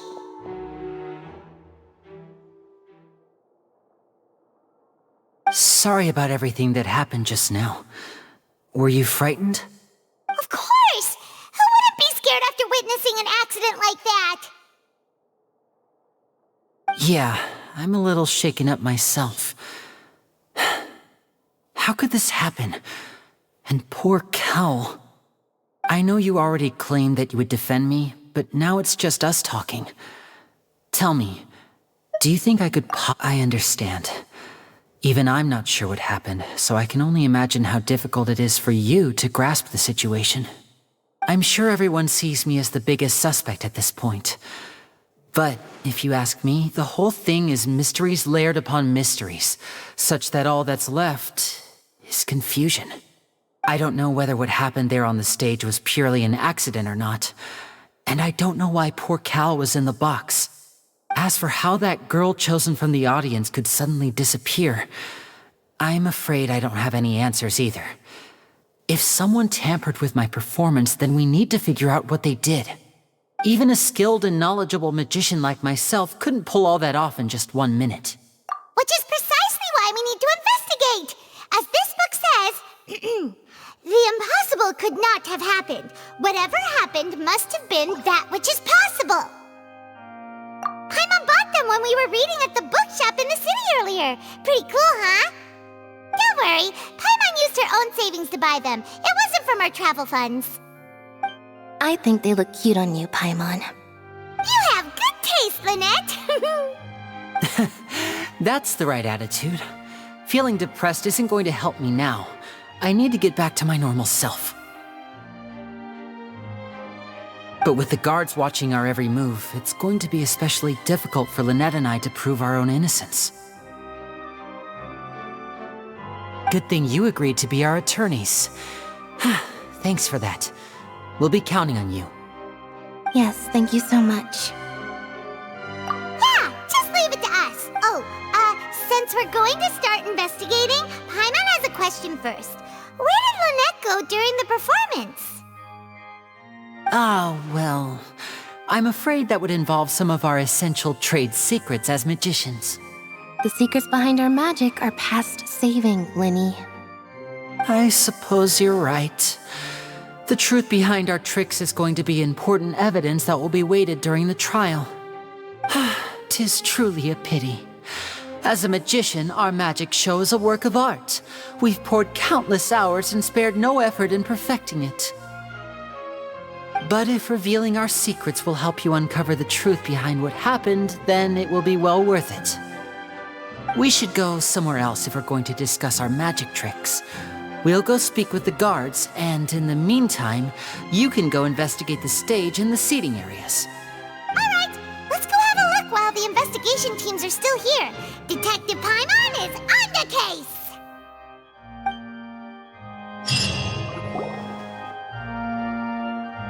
Hello, officer. How's the investigation going? Ah, I see. You must be the traveler that Lady Farina mentioned. Listen, I'll be perfectly honest with you. I'd avoid getting mixed up in this whirlpool of a mess if I were you. Huh? What do you mean? Come with me and you'll see. The deceased is one of Linny's assistants named Cal. Even though he hadn't joined the troupe long, he was hardworking and everyone generally liked him. The assistants are usually in charge of setting up and inspecting the props, as well as assisting with the show and keeping the crowd engaged. As you probably saw when you were in the audience, the water tank suddenly fell and smashed the box with Cowl inside it. This is the real mystery. We've already searched the scene and were unable to find any traces of the girl. However, if you look carefully, the box was positioned directly under the water tank. The ropes holding the tank were then burned by the pyrotechnics on stage, causing them to snap. All these factors lining up so perfectly makes it hard to see this as a mere accident. If anything, the more logical explanation is that the whole incident was intentionally planned, and Linny is the most likely person to have access to all these areas. But he doesn't have a motive! Are you both good friends of his?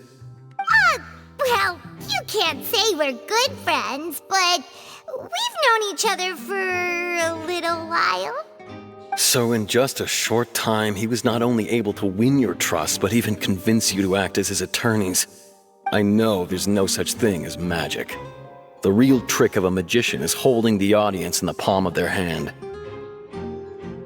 I've seen a lot of cases, and I can tell you that people are the least reliable kind of... Sorry, I tend to be pretty straightforward. Anyway, you may investigate this...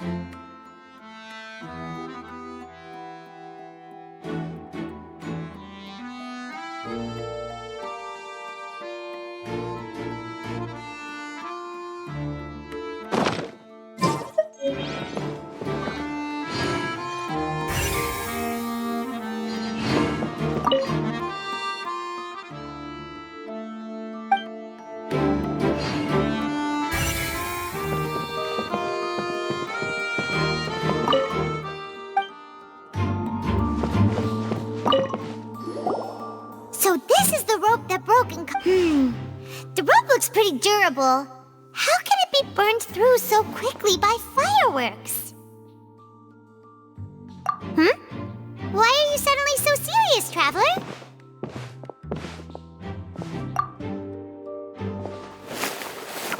Whoa! Look! This bit is made from different material! Most of it was burned away, but there's still a little bit of it left. So if a rope meant to hold something was made with that kind of material in it, then that means... Wait! Why don't you write all this down? Let's take notes!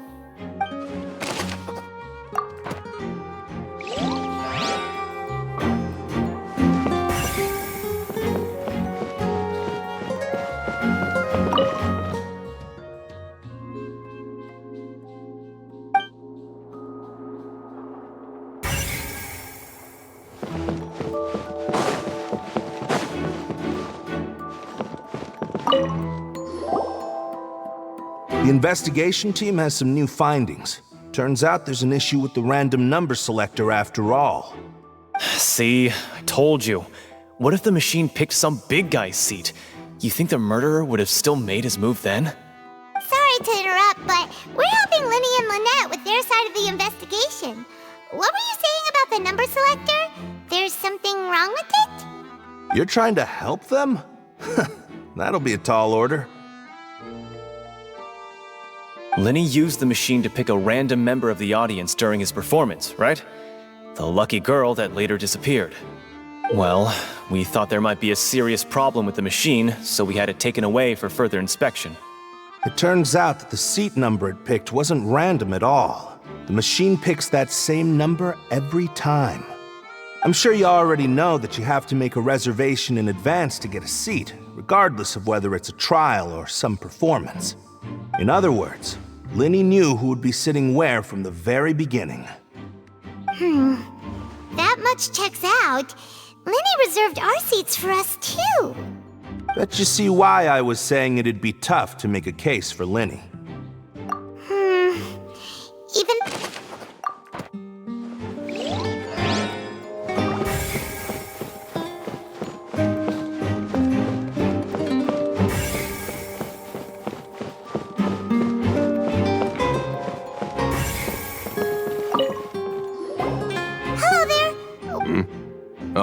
This location has also been cordoned off because the Magic Troupe members are currently considered prime suspects. The seats were all booked in advance, so we were able to deduce the missing woman's identity. But sure, it's not like this is confidential information. Her name is Halsey. She's a painter from Fontaine who's made a bit of a name for herself. Apparently, she wasn't a regular at the Opera House, but she'd been feeling some pressure with her work lately, which made her decide to come see the magic show. The Magic Troupe members all claim not to know her. We have looked into her social connections. It seems that she has no personal grievances or conflicts of interest with the suspects. Simply put, she wasn't related to the Magic Troupe at all, which matches the features of the previous serial disappearances. Were the victims of previous cases also chosen at random? That's how it seems to us, in any case. Apart from the fact that they were all young women of around the same age range, there really weren't any other connections between them. Okay then. No need to be so formal. If you do happen to see the missing girl, please be sure to contact us. It is of utmost importance that we get to the bottom of these disappearances.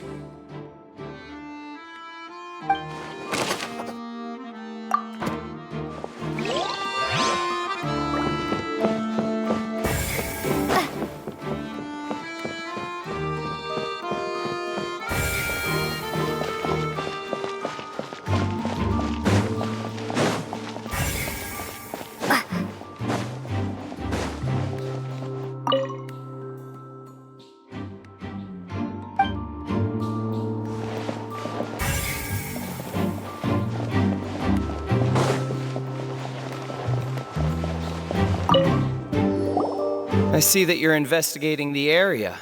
If you find any new and interesting leads, We don't have too many thoughts. then why don't I tell you my hypothesis? The thud? Oh! Yes, exactly. It wasn't terribly loud, but I suspect that most people heard it. It's just that everyone was awaiting the results of Linny's trick with bated breath, so no one paid it much mind. But now that the incident has happened, the thud has become an important clue. I'm of the opinion that it may have been the sound of Linny's accomplice. Lynette, perhaps. And when the pyrotechnics went off, she cut the rope, sending the water tank... Wait, wasn't the noise we heard too loud for that? Perhaps the balance wasn't right, leading to a particularly rough landing. Oh, that's true. That does remind...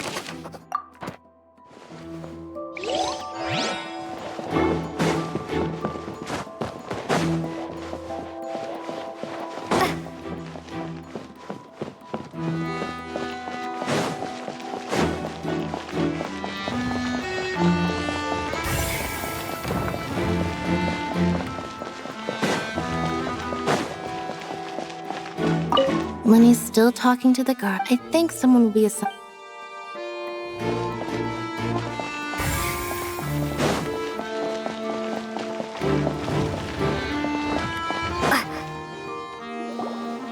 Hey, you! Yes, both of you! Over here! I've been keeping an eye on you for a while now. Huh? You mean us? That's right. If I'm not mistaken, you're also among those who wish to cut down the thorns and pursue the truth. No.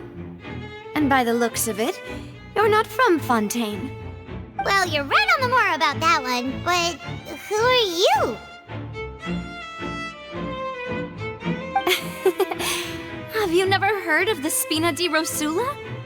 From mediating disputes and providing protection to solving conundrums, you name it, Spina di Rosula does it. And I, Navia, have the honor of being its renowned president. Though those who play by our rules call me boss. I'm Silver, her attendant. Pleased to meet you. And I'm Melus. Demoiselle's various daily needs and affairs are under my purview. Huh? Boss? Then what? Well, I am the second generation president. Melus and the others are still... My apologies, Demoiselle. Should you prefer, boss, I would... No need. You don't have to call me boss. Just Navia is fine. Okay, if you say so. All merely trifling detail, that's right. I've always kept an eye on the serial disappearance cases. My interest stems from a matter back from my father's time. Judging from the look of things, I find Linny an unlikely mastermind. Really? We think so too! That's why but how did you come to that? Intuition, naturally. My Farina sure was quick to point the finger at Linny without any decisive evidence whatsoever, wasn't she? But that's not uncommon for her. If you remember, the Justice had to interrupt her and ask if she was pressing charges just to keep her from getting carried away. Anyway, a trial begins the moment someone levels charges. And, of course, there was no way Farina was going to back down in that situation. Sounds more like you just don't trust the Hydro Archon. Well, what's your opinion? I must admit that she can be interesting at times. All right, I've answered your question. Now, it's time you answer mine. Wait a minute! Did that answer count? Well, I say it does. But don't worry, you won't hear any pointless questions from me. In your opinion, do you think it's right to treat a trial like it's an opera?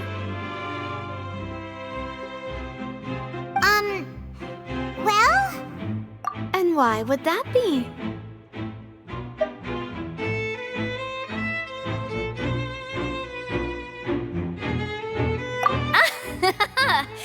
See, Silver and Maloose? I told you they'd be different. Most astute of you, demoiselle. I too think that the Traveler's response was most excellent. No matter how wonderful the script or how fervent the audience's expectations may be, the trials that go on stage here must be based in fact. And if that can be done, boss, then... All right, that's quite enough, Maloose. Anyway, I like your answer. You passed with flying colors. Now, I need to make some preparations, following which our joint investigation shall commence. Wait! Since when did we become assistants? Oh, well, I can be the... That's more like it. Far be it from me to brag. You wish to save a friend from false accusations, and we wish to unwrap... You have a point. Huh. And what about you over there? What do you think? You seem like you've got... I have nothing to add. Oh. We'll be making some preparations first. Just be sure to let...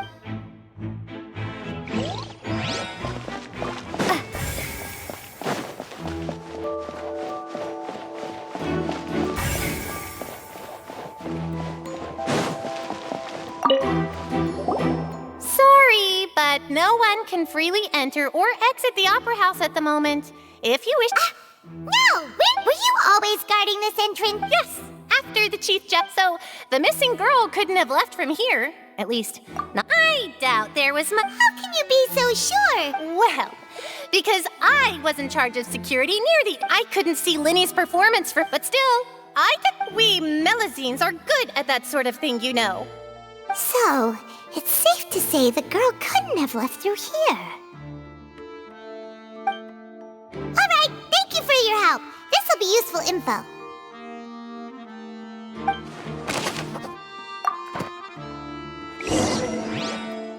We've checked everything of note here at the performance venue.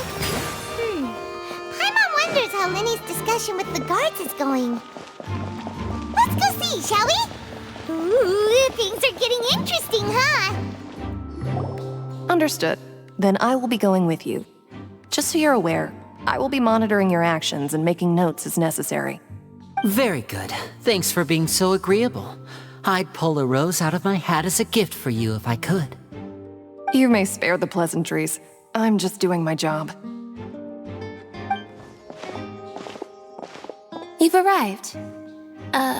Who's this? Me? I'm Spina di Rosula's guardian angel. If you've got a problem, I've got the firepower. Sorry, I got a little carried away there. Call me Navia.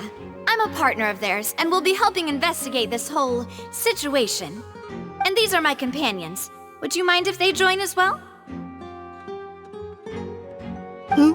Fine by me. Oh, new helpers? I would be most grateful. Let's just say we're tagging along. It's not every day you get to see the secrets behind magic performed on such a large scale. I appreciate your kind interest. Come with me. We'll be heading below stage. Huh? Below stage? Yes, a world of secrets is hidden beneath this magic box, prepared specifically for this switcheroo trick. But before I reveal everything, you should have a look first. Notice anything strange here?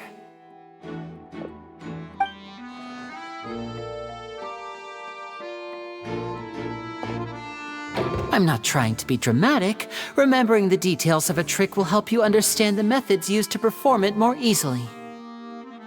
Huh. Weren't there balloons and other decorations here? Where did all that go? Ah, good eye. That said, you're still far from discovering the answer. The back? You mean the inside of the door? What's different about it? Paimon didn't notice anything. Very good indeed. I thought you might not be able to catch that, given that you were sitting in the first row. The back of this door was patterned. Those patterns are now gone, replaced by a smooth wooden board. So, if you put 2 and 2 together, what do you get? Exactly. All right, let's go. I'll tell you how it works as we head down.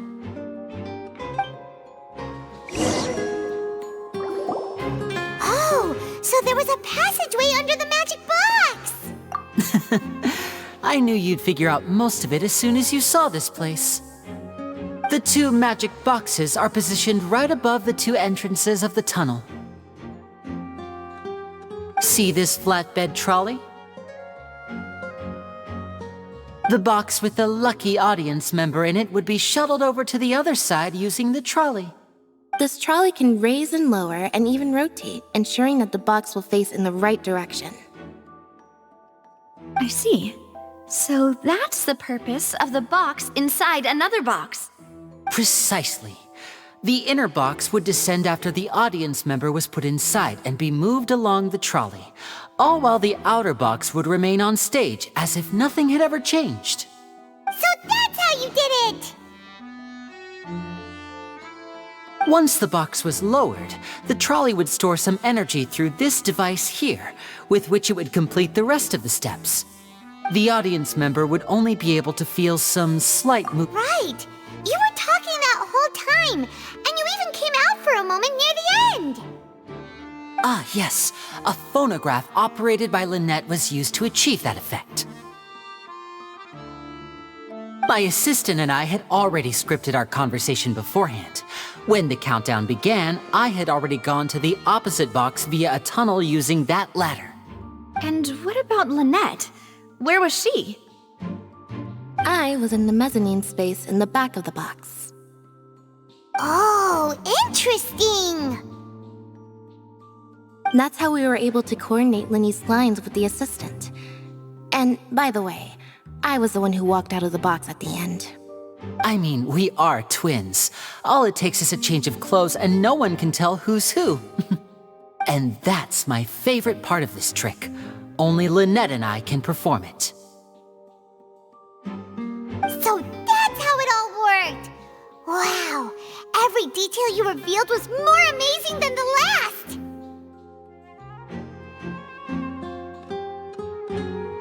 Lynette would briefly walk out of the box and then go back in, jumping into the tunnel and escaping before the box on the trolley could finish ascending.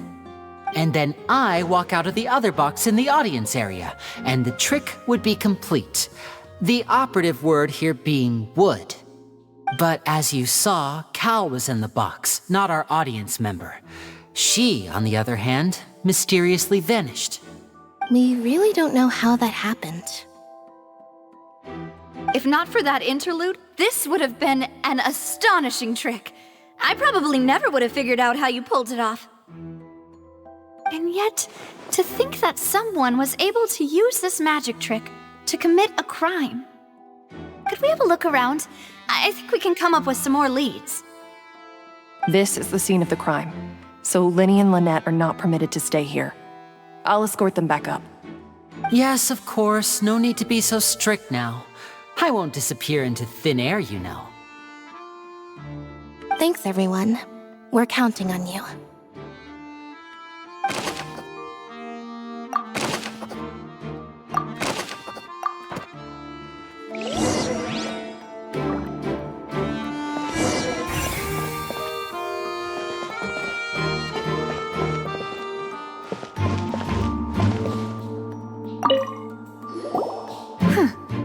What's this? Looks like a hook tied to the end of a rope. Huh? Perhaps it was a prop for a different trick. But why would it have been left here?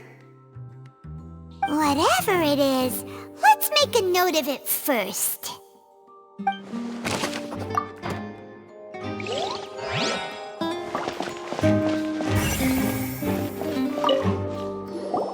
The floor is wet. Please be careful not to slip.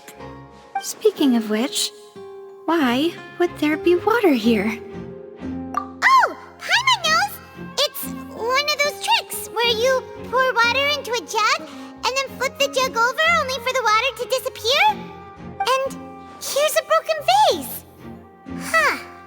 Did the trolley knock it down while moving? That can't be. The trolley moves along tracks from start to finish. It couldn't have hit the vase at this distance. Let's note this down too and think about it later.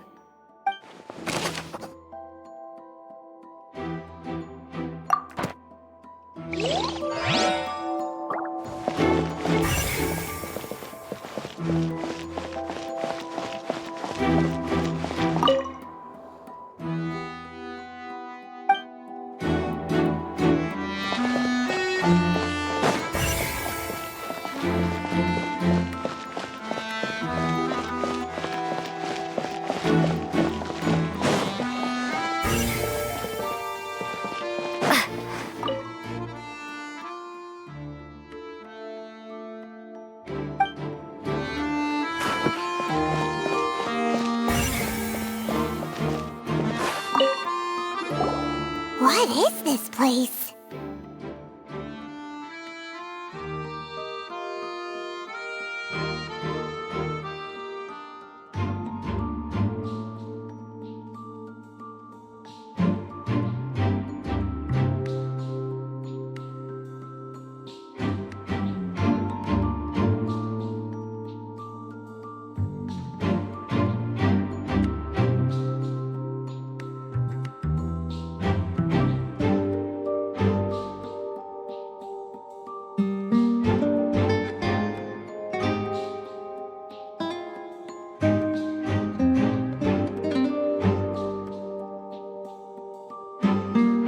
It seems someone could fit through here.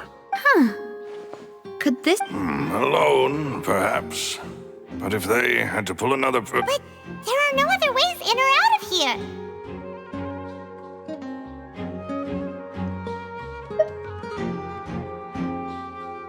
Oh, you're right! Let Paimon write that...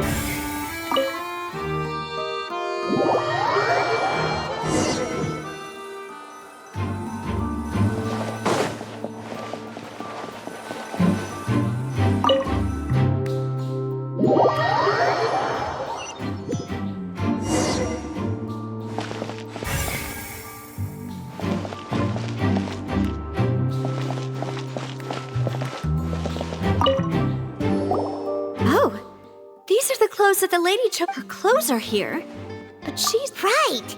And do you really need to do that? Ugh, this is so confusing. Paimon does...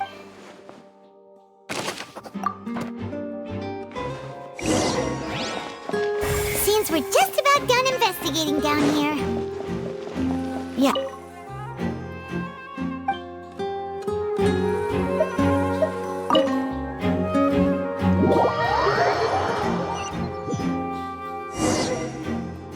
Well, we've ascertained the state of the crime scene. Let's find a place to sort out our findings. Apologies for the wait. So, what did the guards say? Did the They believe the odds of that are very low, since the vent leads to the Opera House's basement. The guards have checked the area carefully. No one left through the basement during the performance or after the incident. So the tunnels become like a secret chamber then. You know, like the kind you usually see in novels. The plot thickens. Halsey's disappearance and Cowell's death are both quite inexplicable. No wonder Farina was so confident in her accusation. All the current evidence points toward Linny and Lynette. In other words, the charges are very likely to be upheld unless we make... Charges and then trial. So if the charges are upheld, they'll announce a sentence? That's right. This is how a trial goes in the Opera House. During the proceedings, the chief... That's right. This is how indemnitium is... The statements from both sides, the defenses from attorneys, witness testimonies, and even the audience's emotions will all be projected on the oratrice. To put it simply, it's as if the oratrice has its own will, and is a judge in its own right. This also precludes any kind of favoritism on the... Once both sides have finished speaking, the Chief Justice will make his final decision. This, too, will be used by the oratrice as a reference. Then, finally, the oratrice will be consulted by officials. The result it returns is the will of justice itself. Huh? So that machine is the one that actually decides? Paimon thought Neverlet called this... In practice, there is very little difference. Both have always come to the same judgment. Which is why people have great faith in the chief... Yes, the guards also asked me to Huh? Why? Because we've chosen to act as the twins' proxies. That makes us persons related to the case. They're concerned that we might be colluding with outside parties, or that we might find outside help to disrupt the... And even if that were not so, it could prove problematic if we happen... I'm ready to break out at any time. Whoa! There's no need for that! Paimon thinks they have a point. That said, are they providing... Of course. I just hope you don't mind the lack of options. I'm afraid that catering... In that case, let's just sort out our findings together here. Pity. I was hoping to take you to try... I mean, what better way to properly think through... Breaking out suddenly doesn't seem like such a bad... Just kidding! Paimon... What do you mean, no snacks? Huh? Understood, mademoiselle.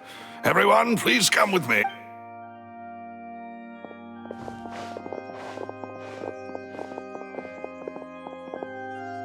Wait, you're carrying a portable stove with you? Yes, I must be prepared to meet the demoiselle's baking needs whenever the fancy... I have eggs, sugar, and almonds. Good work, you. These three are quite the...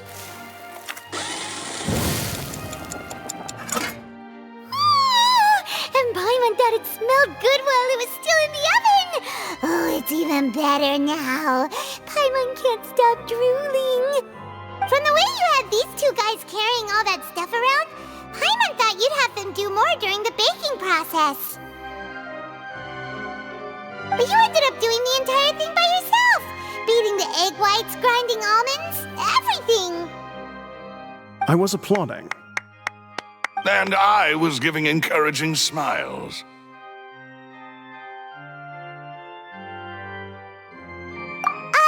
Paimon was just thinking, aren't you worried about getting your fancy dress dirty beating egg whites and baking like this? Well, I don't think it's carved in stone anywhere that fancy ladies can only read books, sip tea, ride horses, and play the piano. I just really enjoy making snacks. Don't underestimate beating egg whites, by the way. It's a real arm workout. You also need to beat them to just the right consistency, or your macarons will crack. Anyway, give these a try, fresh out of the oven. There's 3 for each of us. Only 3? Well, eating too many sweet treats might send all that sugar to your head. You wouldn't be able to think clearly about the case on a sugar rush, would you? Tea is ready to be served as well. This is Demoiselle's favorite, strong black tea with a floral fragrance that clears the mind and lifts the spirit.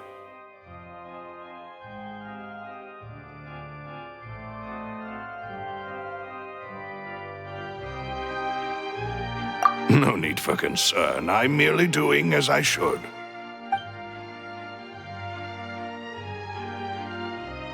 All right then. Down to business. As Paimon mentioned previously, the tunnel seems to be something of a secret chamber. However, we can assume that Linny and Lynette were not alone within it. Some criminal also occupied its sealed confines. The magician twins could have committed the crimes, of course, but they lack any logical motive. Exactly! Why would they do such a thing right when everyone was watching?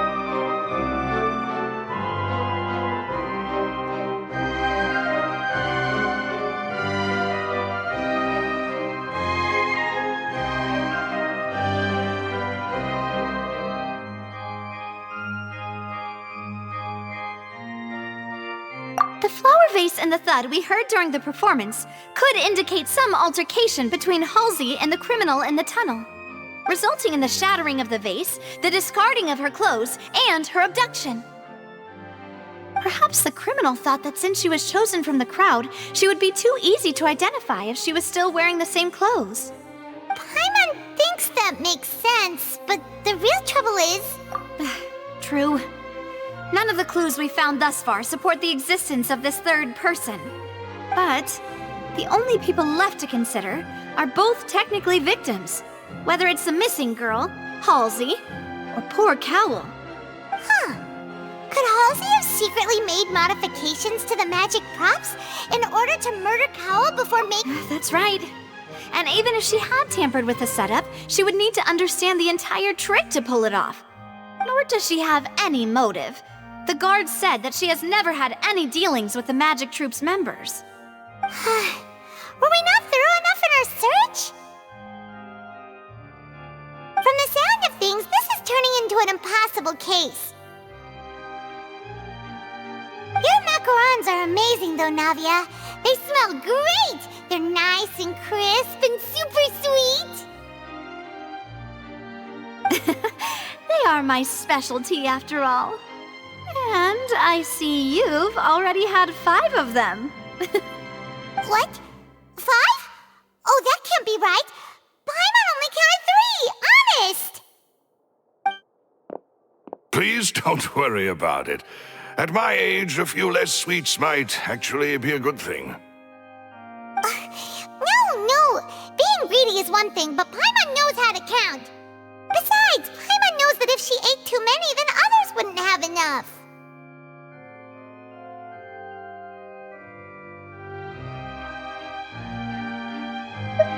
Wait! Even you don't believe Paimon? How could you? If Paimon ate those 2 extra macarons, then may they turn into stone in her stomach! All right, we get it. Well, I suppose one of us might have gotten too engrossed in our chat and eaten them by mistake. No big deal. Lelouch, set up the stove again if you would. Huh? What are you doing? Making sure everyone gets 3 macarons, of course. Exactly. We don't want to trouble you. As you wish, Demoiselle. And I have the egg, sugar, and almonds.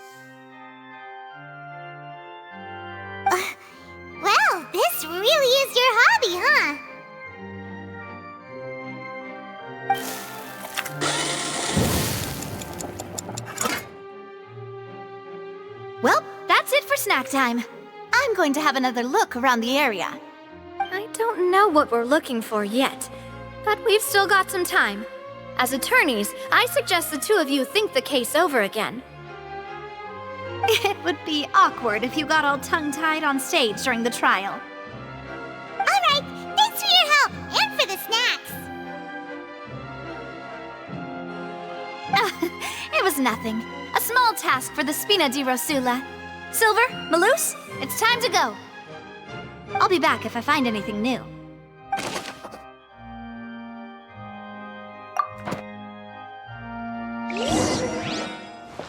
right, it's time to put our heads together. We've got to get our defense fit.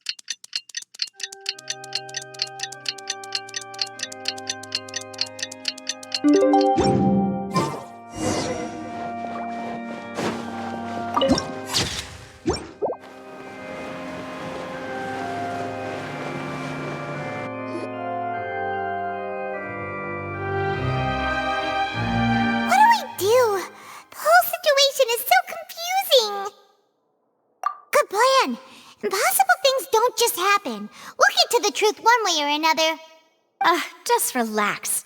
Even if everyone else suspects Lenny and Lynette, at least we will be supporting them from the stands. Besides, I doubt Farina understands any more about what happened than we do. Thanks, Navia. Well, we'll be going then. Best of luck to you.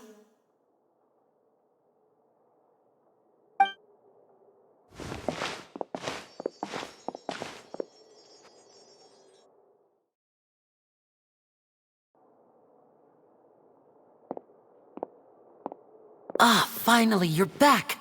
Well, how did your investigation go? To be honest, you might be disappointed.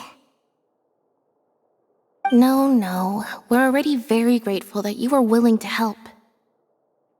Well now, don't you all look disappointed.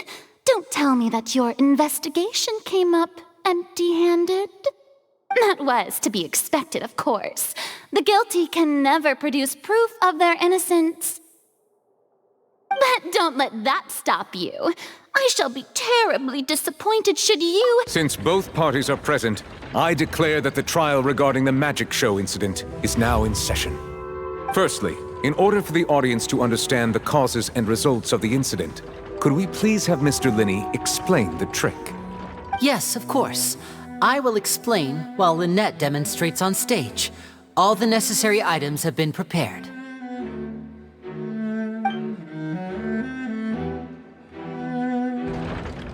Thank you, Mr. Linney. In that case, I take your statement to be that you ran to and remained hidden within the magic box in the audience stands once the trick began, and thus could not have committed the crime. Is this correct? Yes, that's correct, Your Honor. In that case, I call upon the prosecution. Lady Farina, do you wish to refute his statement in any way? Why, of course I do. Allow me to take the first shot and break this case wide open. Mr. Linney is clearly lying. There is no way you could have been in the box the whole time if you were to abduct Halsey and murder Cowell. In fact, I'd say you were hardly in that tunnel at all. That is simply your hypothesis based on the presumption that I'm guilty. Oh, is that so? And if I may ask, what did you hear while you were inside your box? The roaring countdown of the crowd, of course. That's how I kept track of the time and built anticipation for the finale. And you didn't hear anything else at all? Nothing that might leave an impression of any kind? No, nothing. I see. But when the count reached 30 seconds or so, there was a thud. One so loud that I believe practically everyone heard it. Huh? Hey, hang on. Something's not right here. Yeah, I'm sure he could have heard a noise that loud from inside the box. I was right by the box and I definitely heard the thud. Look at those scales. Could those... Well then, of course, I have armed myself to do far more than smash your alibi. Confidence cannot go unfounded, and my foundations are rock solid. Tell me, aren't you and Lynette actually from the House of the Hearth? The House of the Hearth? No wonder they did something like this. So the serial disappearances were the Fatui's doing. Now it all makes sense. I've got a feeling that what happened on stage probably wasn't just an accident. That's irrelevant. Our identities have nothing to do with what happened. Indeed. Then perhaps you could tell us everything that happened during that 1 minute. Your first priority is to prove yourself innocent after all. I'm sure there is little that needs to be kept secret now. Unless your script already has holes in it. The Outlander is speechless. My, oh my, don't they look flabbergasted? Now comes the infighting and discord, I suppose. This was almost too easy. Good thing I made all those preparations. Seems the all-nighter I pulled last night is really paying off. Hey, Linny! Why didn't you tell us this before?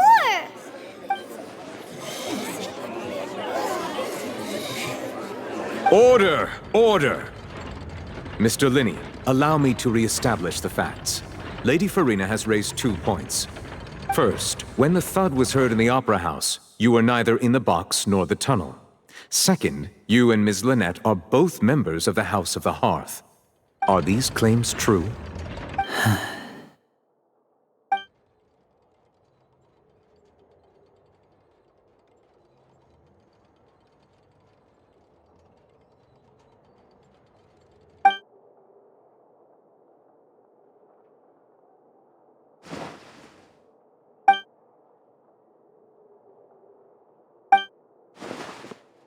Please answer my question. I'm sorry.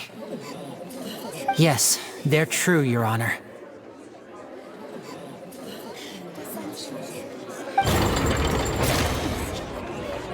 I knew it!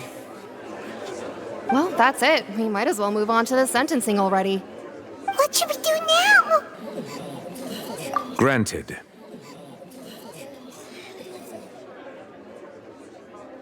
In that case, what is your request? Is that really necessary? The defendant deceived their own attorney. Order! Order! Your request is reasonable, and we shall adjourn. So, in that case, my dear audience, let's allow...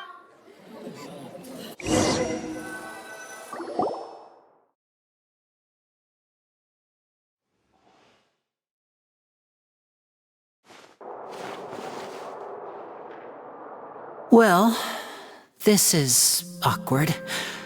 I didn't think the Hydro Archon would dig all that up. I'm sorry, Traveler and Paimon. Yeah, sorry. Paimon doesn't know where to start. We trusted you two. We based our entire reasoning on the assumption that you weren't bad guys. Not to set the wrong tone or anything, but Paimon's really mad! I'm very sorry. I know you're angry, and reasonably so, but please, let me explain. I know you've clashed with the Fatui several times before. I wouldn't be surprised if just hearing the word is enough to make you upset. But our organization is very, very large, and the Harbingers have very different personalities and goals. Right now, we want to save people. As many as we can. That's right. I'm sure we're on the same page when it comes to this nation and the disaster that its people might face. I knew if it weren't for our respective identities, we could become good friends. That's why I didn't wish to flat out lie to you, but chose to hide some details instead. The truth is very important, but being completely right. So, you be the judge. Heck, if I were you, I fear that I'd even struggle to trust me at this point. You met a Fatus who works as a magician, a trickster by trade. All by coincidence, too. But still, I'm asking you to trust me. I am no criminal. Sorry. Please. Well, you both say that, but... Right, let's hear your answer first, and no lies now! Of course. I'll answer any question you ask.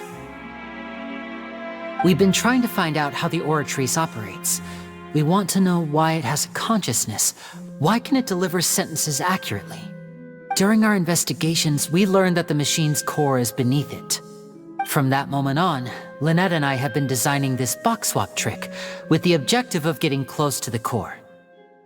Is that why you needed a whole minute? That's right. In truth, the audience would take about 75 seconds to count down from 60, while I would only need 15 to get to the opposite box. So, after jumping into the tunnel, I accessed the Opera House basement via the vent, and went to investigate the room in which the core is stored. That air vent was created during the construction of the tunnel specifically to execute this step. Well, nothing. As soon as I reached that room and was about to investigate, I heard someone's voice. Which should have been impossible, of course.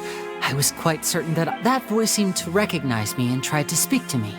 I chose to err on the side of caution and retreated the way I came. On the way back, I saw the broken vase and the clothes on the ground, but the countdown was almost finished, so there wasn't time to... After that, the homicide occurred just as you saw. Well, that explains why you didn't hear the thud. Because of that prophecy I told you about, of course. We must know all we can about this nation's secrets in order to deal with that prophesized crisis. That's the only way we can save everyone. So, there you have it. The whole truth. I swear, I didn't hide anything from you this time. It was never my wish to proceed under this cloud of mistrust either. But like I said earlier, you can be the judge. If you want to leave because you don't trust the Fatui, there's nothing I can do to stop you. Well, Traveler, you decide. Paimon will follow your lead however you choose.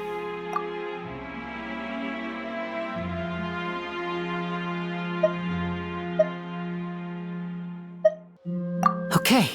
Thanks for giving us a chance. The current problem is that the scales are tipped pretty badly against... If we want to refute the Hydro Archon's accusations, we're gonna need a... Huh?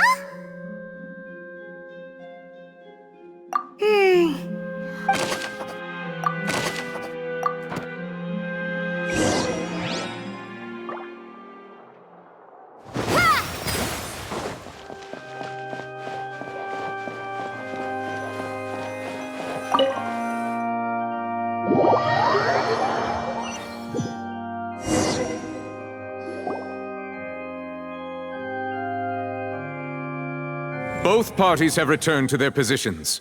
Let us continue the trial. When last we left off, Mr. Linney acknowledged the new evidence presented by Lady Farina as fact. Therefore, Lady Farina may continue stating her reconstruction of the events. Ugh, that took long enough. Now then, if everyone would lend me their attention. At this stage, let's revisit that scene from Linney's perspective.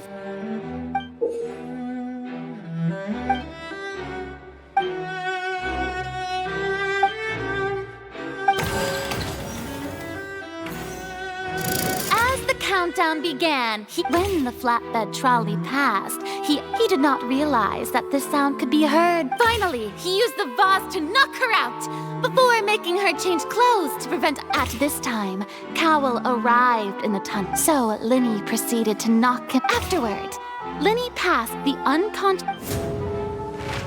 And there you have it. That's the truth. Does the defendant's side have any objections? The key to refuting Lady Farina is the order of events.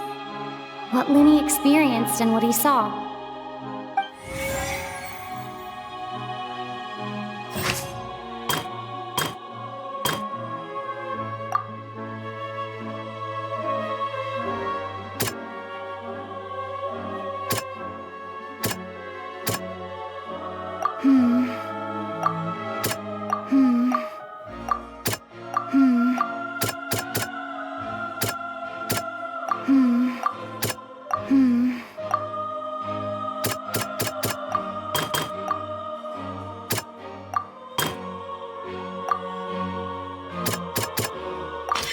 Linny did not take part in the underground altercation. He only witnessed trace.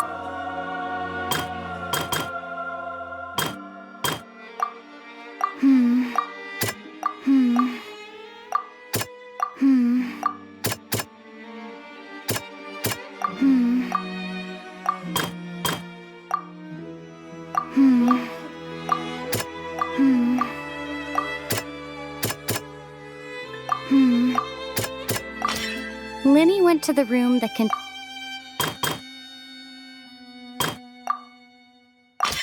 According to. Attention! Ace Detective Paimon has. When the countdown started, Linny did indeed, but he immediately used a vent to access the Opera House basement, which is where the underground core of the Oratrice is stored. Once he reached that area, he heard a voice in what should have been, and the crime scene had already developed by the time he reached the surface, and that was when the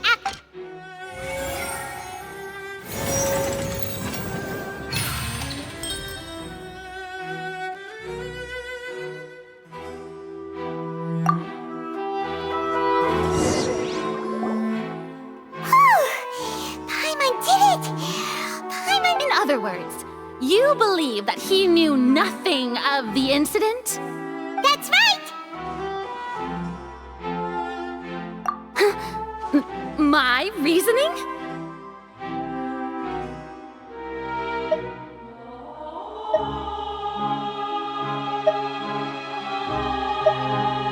If that's the case, then if Cowell hadn't entered the tunnel, who was the entire setup meant to kill? Assuming that what you say is true, Linny only needed to kidnap the young girl to cause a new disappearance case. What would the point of killing someone on stage be? Oh, they have a point. That's right, you tell him! And that's why they're partners of mine. They've managed to turn things around. Well, your denial is very strident. I'll give you that. Of course I do. If he had been in the magic box the whole time, how could he have not heard that sound? Why do you ask? You're saying that he wasn't?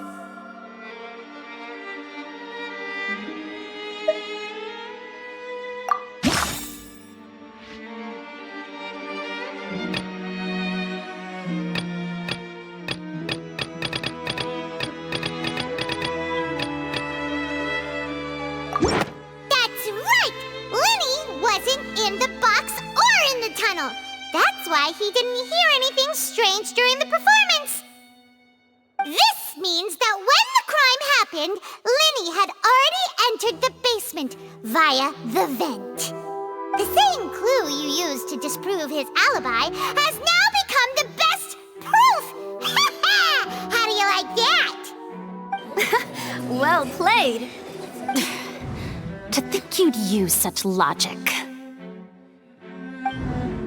Well then, if it wasn't Linny who committed the crimes, then who was it?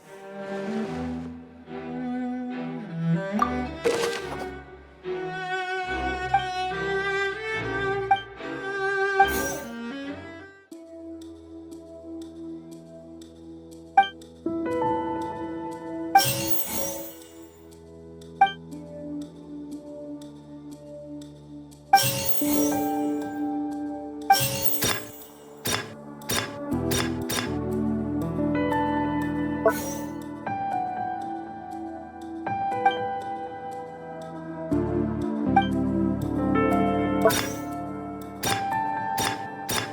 is the missing person and the deceased's name is Cowell. Could there have been a third person?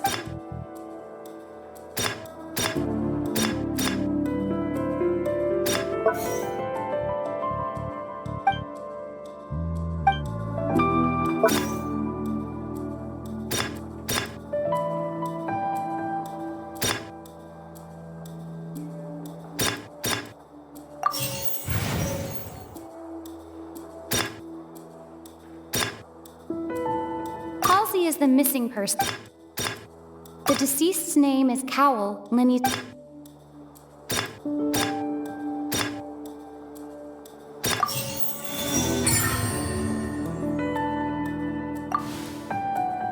Huh? That can't be right. Are you serious? The killer was, in fact, Cowell, the deceased! Oh, is that so? How interesting! Let's hear your reasoning then. What I must do next is recreate the truth. What Cowell did, and how he went from would-be perpetrator to victim.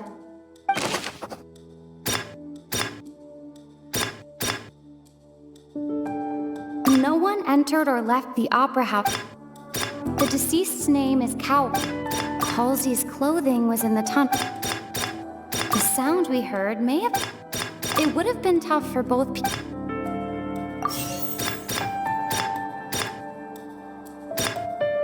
The sound we heard may have come from a... Halsey's clothing was in... The deceased's name is Cowell.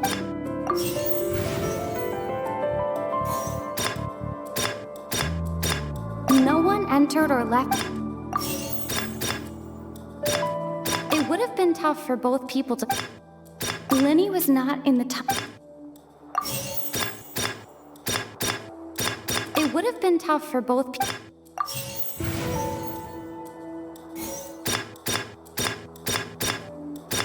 The deceased's name is Cowell, Lenny's assistant. It would have been tough for both people to fit. No one entered or left the opera house through its entrance.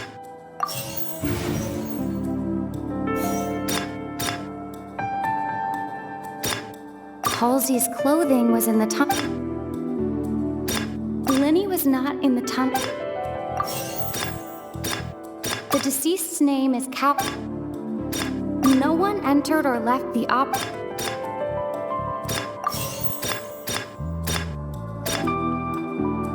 Lenny was not in the tunnel. Halsey's clothing was in the...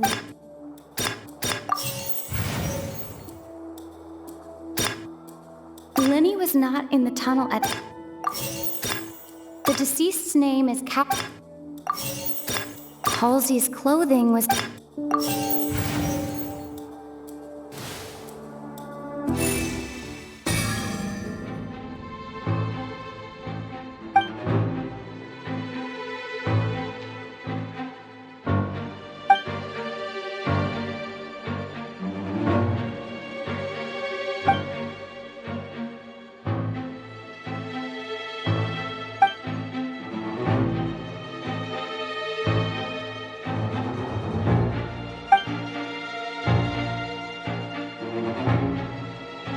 What's wrong, Traveler?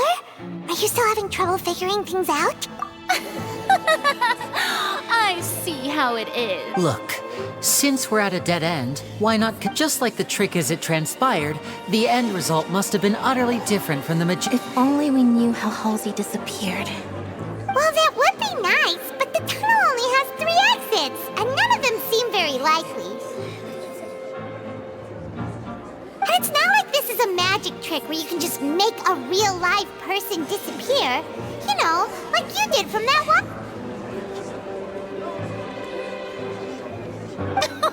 Excuse my interruption, dear opponents.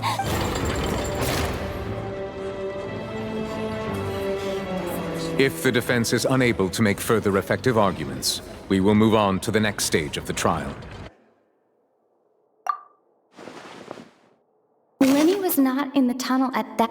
The sound we heard may have come from. The deceased's name is Cowell. The vase was not broken by chance.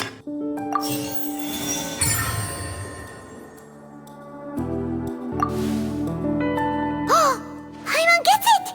It all comes together if Halsey disappeared instead of being kidnapped. Lynette escaped from the water tank, vanishing gradually and leaving only clothes behind. If there's a similar method where a person could be transformed into water... Just a moment, please. I do hope you know how preposterous you sound at the moment. How could a person ever be transformed into water? This is reality. Must we really? I should think that of anyone. Your friend Linny already knows this truth very well. Magic tricks are ultimately just illusions and misdirection. But Halsey's disappearance is very real. We're talking about two completely different things. Even so, I trust the traveler's judgment. The truth must be out there somewhere. Perhaps some new line of reasoning may open if we try to gather all the focal points that don't make sense. Since Cal was the deceased, we haven't placed much attention on him. But given that we aren't making much progress with the case, it wouldn't hurt to have a look at his belongings, would it? People really do come up with all sorts of harebrained schemes when at the end of their rope. The way I see it, your suggestion that we broaden the scope of our investigation is nothing but a tactic for stalling the trial. Nevertheless, I believe that this is a reasonable request on the part of an attorney. Since the trial does indeed appear to be at an impasse, I believe that additional evidence may help us make more progress. Guards, please step into the lounge and examine the personal effects of the deceased, Cowell. We are still examining the items, but we have already made critical progress that we feel must be shared with everyone post-haste. We discovered several test tubes of fluid within Cowell's baggage, each labeled separately. The notebook in his backpack claims that these fluids are water from the primordial sea. The primordial sea? The note's contents also indicate that Cowell belonged to an organization that sells illegal drugs and that he had an accomplice. The notebook has many entries concerning safe usage of these fluids, in which the keyword dissolve appears many times. One of these tubes was labeled Opera Epiclese, along with yesterday's date. It is empty. The notes also state that these dissolution properties work exclusively on people from Fontaine. It's likely that Halsey was chosen as some sort of test subject. As such, we believe that the defense's hypothesis is, in fact, supported by sufficient evidence. You've got to be kidding! People dissolving into water? Could something so ridiculous actually be true? Wait a moment. This reminds me of a certain prophecy, but it's just a coincidence, isn't it? Huh. If people can become water, does that mean that the water tank's real use was as a means to hide water stains? And if Cowell was targeting that girl... Wait just a minute. Could that mean... You two, with me, quick! Demoiselle, wait! What about your partners? Let's go. Just trust me. Order! Order! It is undeniable that further examination of the deceased's personal effects has yielded some surprising results, but we cannot yet verify the veracity of these clues. Still, let us assume that these clues are indeed authentic, albeit with the understanding that Ms. Halsey has yet to be found. Guards, please continue examining the items along these lines. Mr. Linney, it appears your hypothesis is supported by the evidence, so please continue speaking. Of course. Thank you, Your Honor. If we uphold this hypothesis, I believe that many of this case's seemingly unrelated clues can be connected together. Right! Like the metal hook! That one didn't make sense at all. Let's think about this. Cowell's methods must have something to do with that water from the primordial sea.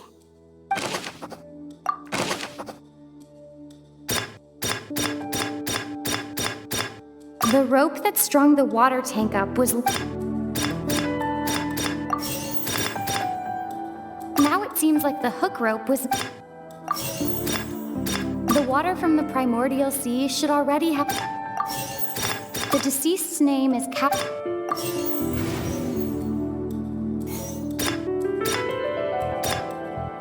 Lynette was in the magic box on... I remember there was something... The rope that strung the water... I remember there was something... The deceased's name is I remember there was something... Lynette was in the magic... I remember there was something...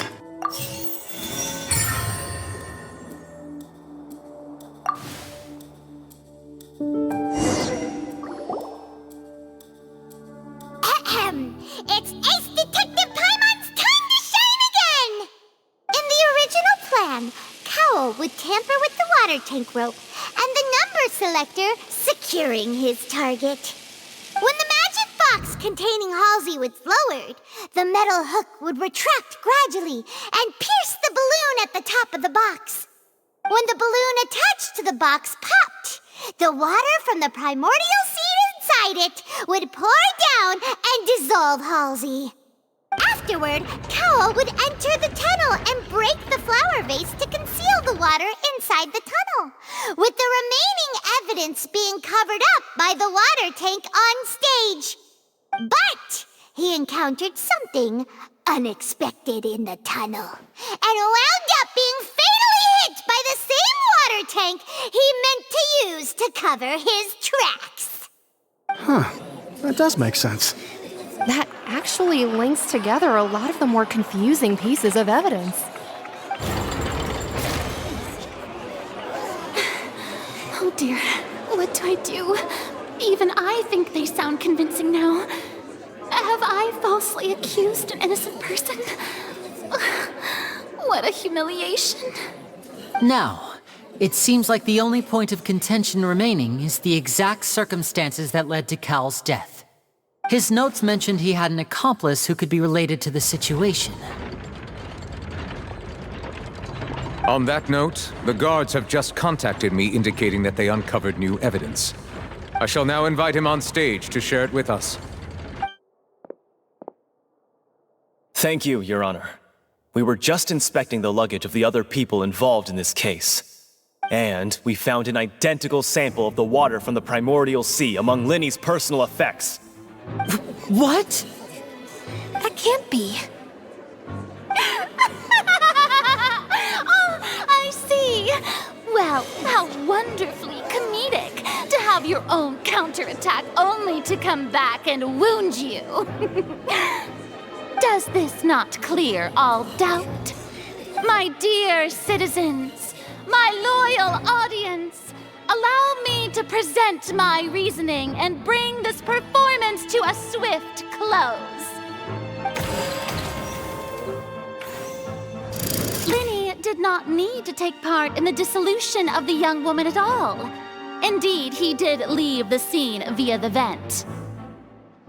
Having made modifications to the but upon his ultimately, he not now as much as I...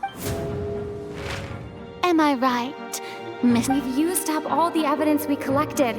There's no... Is this the end of the rope? Oh no! Paimon can't think of it. Seems using the water as new evidence was too good a move. I think we've all seen enough now. And I believe this is indeed... Now then, my good, noble... Excuse me, everyone, but I must... Miss, I must ask you... Oh, come on. Don't be hasty. I have a good reason for interrupting, you know. Now, I'll show you an amazing trick. One that can bring a young woman who has disappeared back in the flesh, right before your very eyes. Please, do— What in the world is— No offense, miss, but miracles like that are beyond my— Come on now, don't be silly. Magic is all about misdirection, isn't it? But once everyone believes the illusion, can't magic reveal the truth to them once again? And wouldn't such a trick be the most marvelous— Come on, Lenny and Lynette. Give it a putt, as the magic makers and stars of the show. I understand.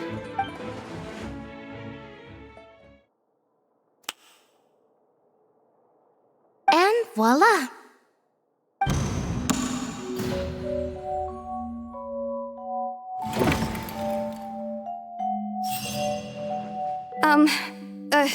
Sorry for the— Wait, isn't that Halsey? So the whole thing about people— To be clear, I'm only here because this person told me that if I testified, the merit of doing so would lessen my sentence. I was hiding outside this room listening to the proceedings because I was afraid that I would be the one put on trial. I was just feeling happy that no one had noticed me, and then before I knew it, she caught me. That'll teach you to underestimate us three. Where should I begin? I'm sorry. I'm the one who killed Cowell. I admit it. What? Why? Firstly, my name isn't Halsey. It's Lillian, and I'm originally from Mondstadt. I heard that Linny's show was gonna be a real thriller, but I missed the chance to buy a ticket, so I stole one. That's how I make a living. I steal stuff here and there, and I'd never been caught before. But I was noticed at the harbor a few days ago, and I barely got away. Lenny was the one who caught me in the act. Hey, no wonder you look familiar. So you were the thief. Liddy even mentioned that you were pretty skilled. Well, and I thought that would have been the end of it, but then the number selector chose me. He even mentioned the Fortress of Meripede. That's a prison, isn't it? So you can imagine how shocked I was. I thought he was onto me for sure. So I played along with the show while looking for an opening to flee, but then I got water poured on me for no reason, and then someone jumped into the tunnel to nab me. I wasn't going to take that lying down, so I knocked him out and stuffed him into the box. There was nowhere to run from there, though, so I had to change my clothes and hide in a box containing performance costumes. I slipped out after the first guard arrived at the scene and continued hiding inside the opera house. Can a person even hide in there? But I swear I didn't know that the water tank would fall down. Really, I swear it. Had I known that, I wouldn't have put him in the magic box. I may be a thief, but I'm no killer. Well, that makes everything pretty clear now.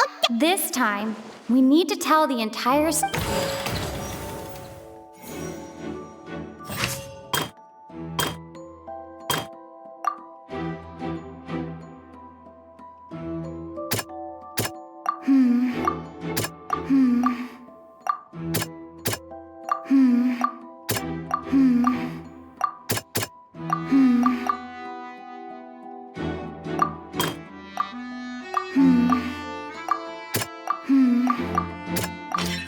The strange sound.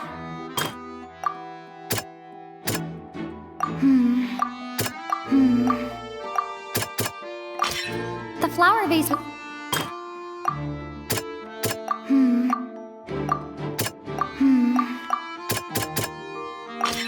Lillian. And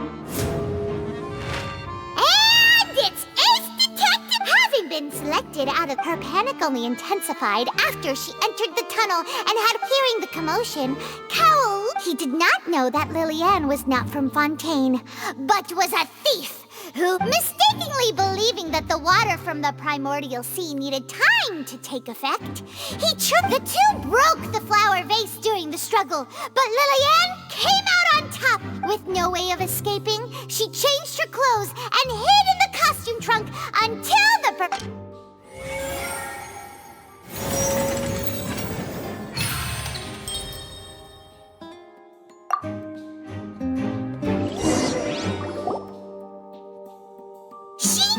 that she would have to go through guard inspection if she tried to leave afterward. So, she has been trapped in the Opera House these last 2 days. She had already become desperately hungry by the time we were chatting over macarons. So, she swiped 2 of them right under our noses. Talk about a sneaky thief. At this point, all the events that happened in the tunnel have now come to light. Ah, so that's the whole story. Bravo! Bravo! Now then, Lady Farina, do you wish to speak against the defense's statements? Please answer the question, Lady Farina. Also, if I may add, the trial has not yet ended. As such, I request that the prosecution not leave the room before the proceedings have concluded. What, are you reading my mind now? No, I have no further arguments. I admit defeat. But really, could you at least have left me with some dignity? Wow, look at that! She's like a deflated balloon now. If there are no objections, then as the Chief Justice of Fontaine, I shall once again repeat the full sequence of events. The actual perpetrator of the serial disappearances, Cowell, selected his next victim from the audience reservation list. With some modifications to the selector, he could ensure that the pre-selected young woman would be chosen. To cover up any evidence while committing the deed, Cowell thought of allowing the water tank to fall, which would conceal the water left behind after the young woman was dissolved. He also tampered with the rope suspending the water tank, using the fireworks at the end of the performance to cause the tank to drop and hide the watermarks. He poured the water from the primordial sea into a balloon during the preparation of the magic box and stuck it to the box's lid.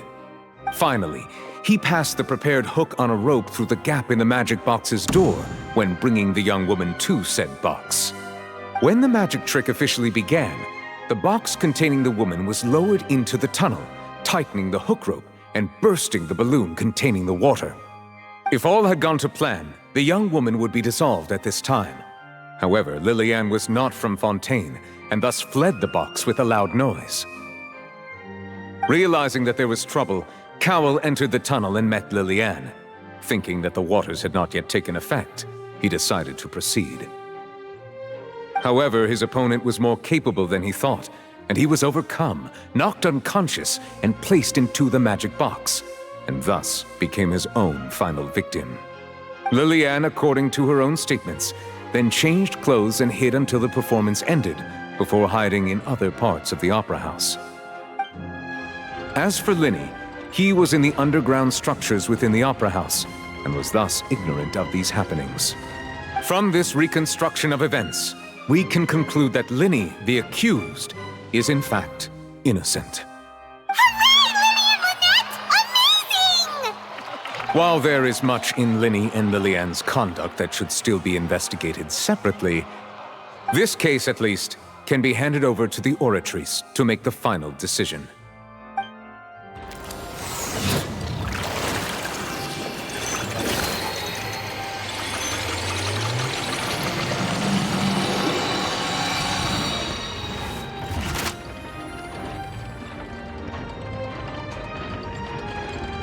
As such, Linny and Lynette are officially declared not guilty.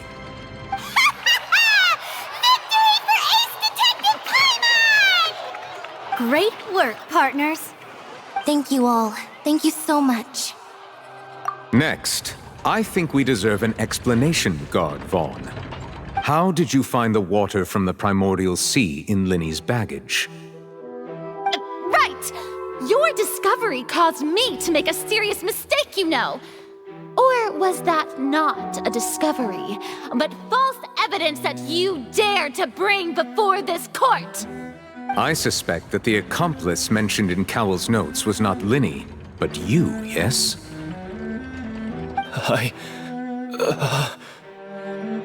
I'm sure you know what you must do to lessen your sentence. Speak quickly! Unless you want to earn yourself a one-way ticket to Coupon Town.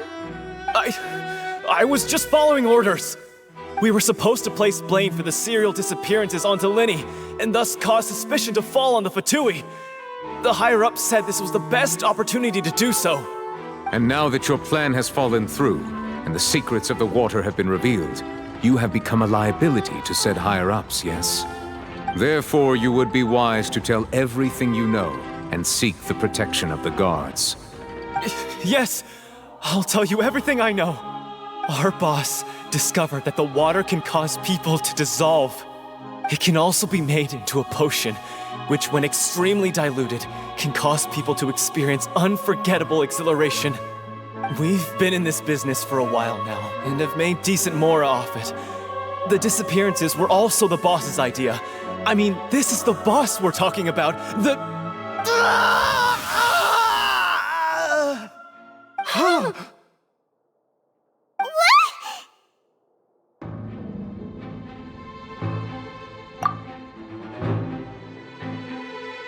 And now he can no longer talk. Such ruthlessness. I shouldn't have expected any less of them. An outrageous act. All present, please submit to inspection immediately.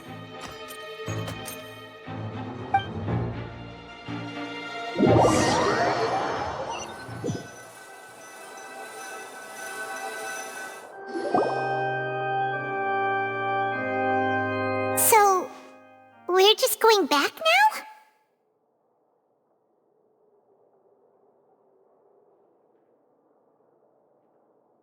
That's true, but... Traveler, Paimon! Please wait.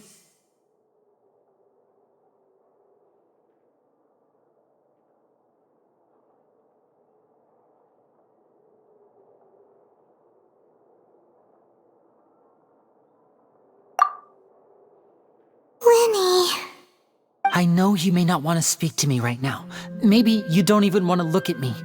But still, let me thank you again for defending me to the end, even after you learned that I'm a member of the Fatui.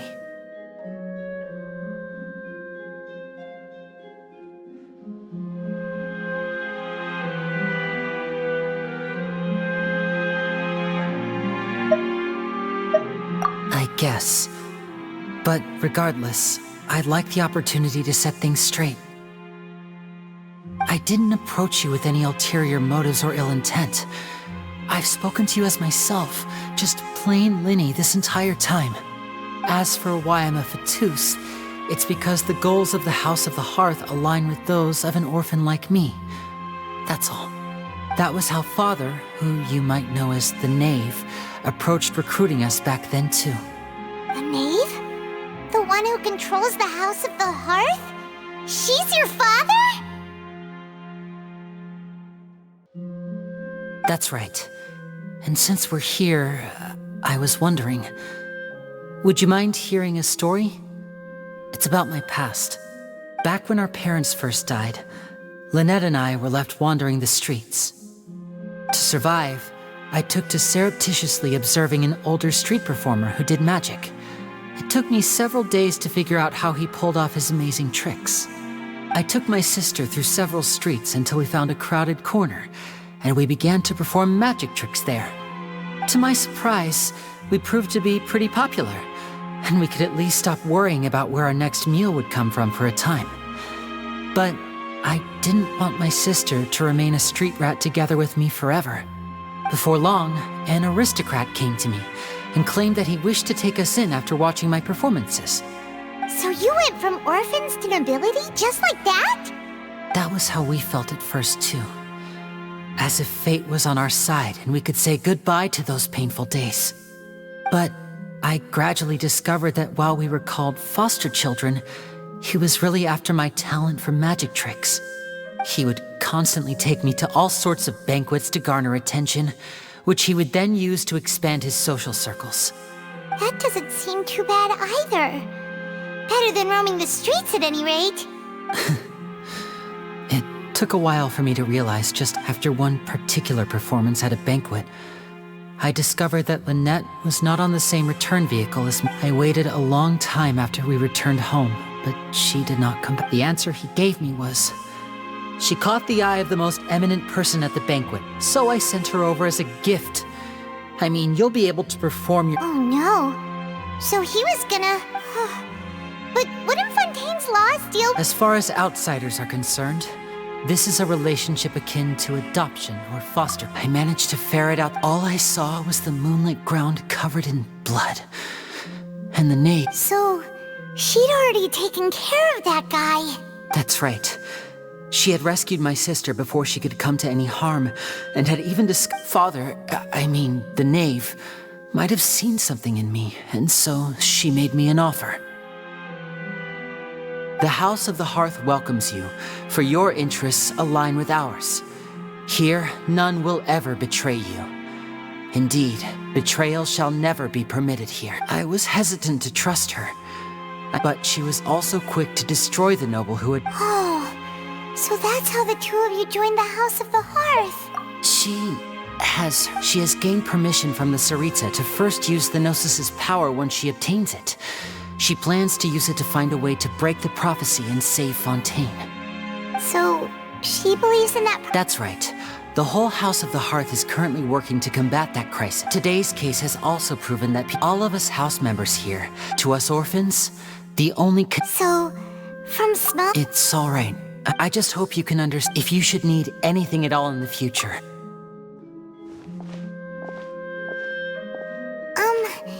Bye, Linny!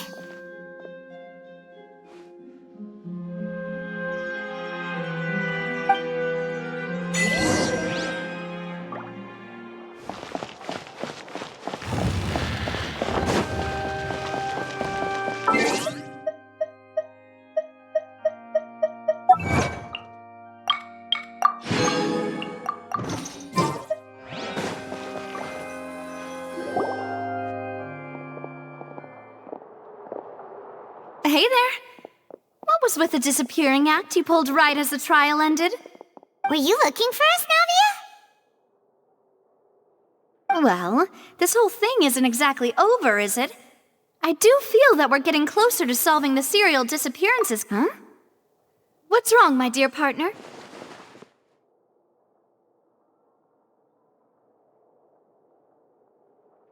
Besides, and given that there's new evidence from the trial, there should be a trail of breadcrumbs for the Hydro Archon's people to— Ah, I see. Well, I won't lie. I'm a little shocked to hear that from you. But I'm sorry. Don't say that. Aw, and we were having so much fun investigating with you, too. It was like having new waters flow— Sorry, wait. Shall we have a farewell? Huh? Well, I'd just like to have a proper— Anyway, it would just be a meal, so it shouldn't take— You don't have to twist— Oh, wonderful. All right, then. Let's have our farewell—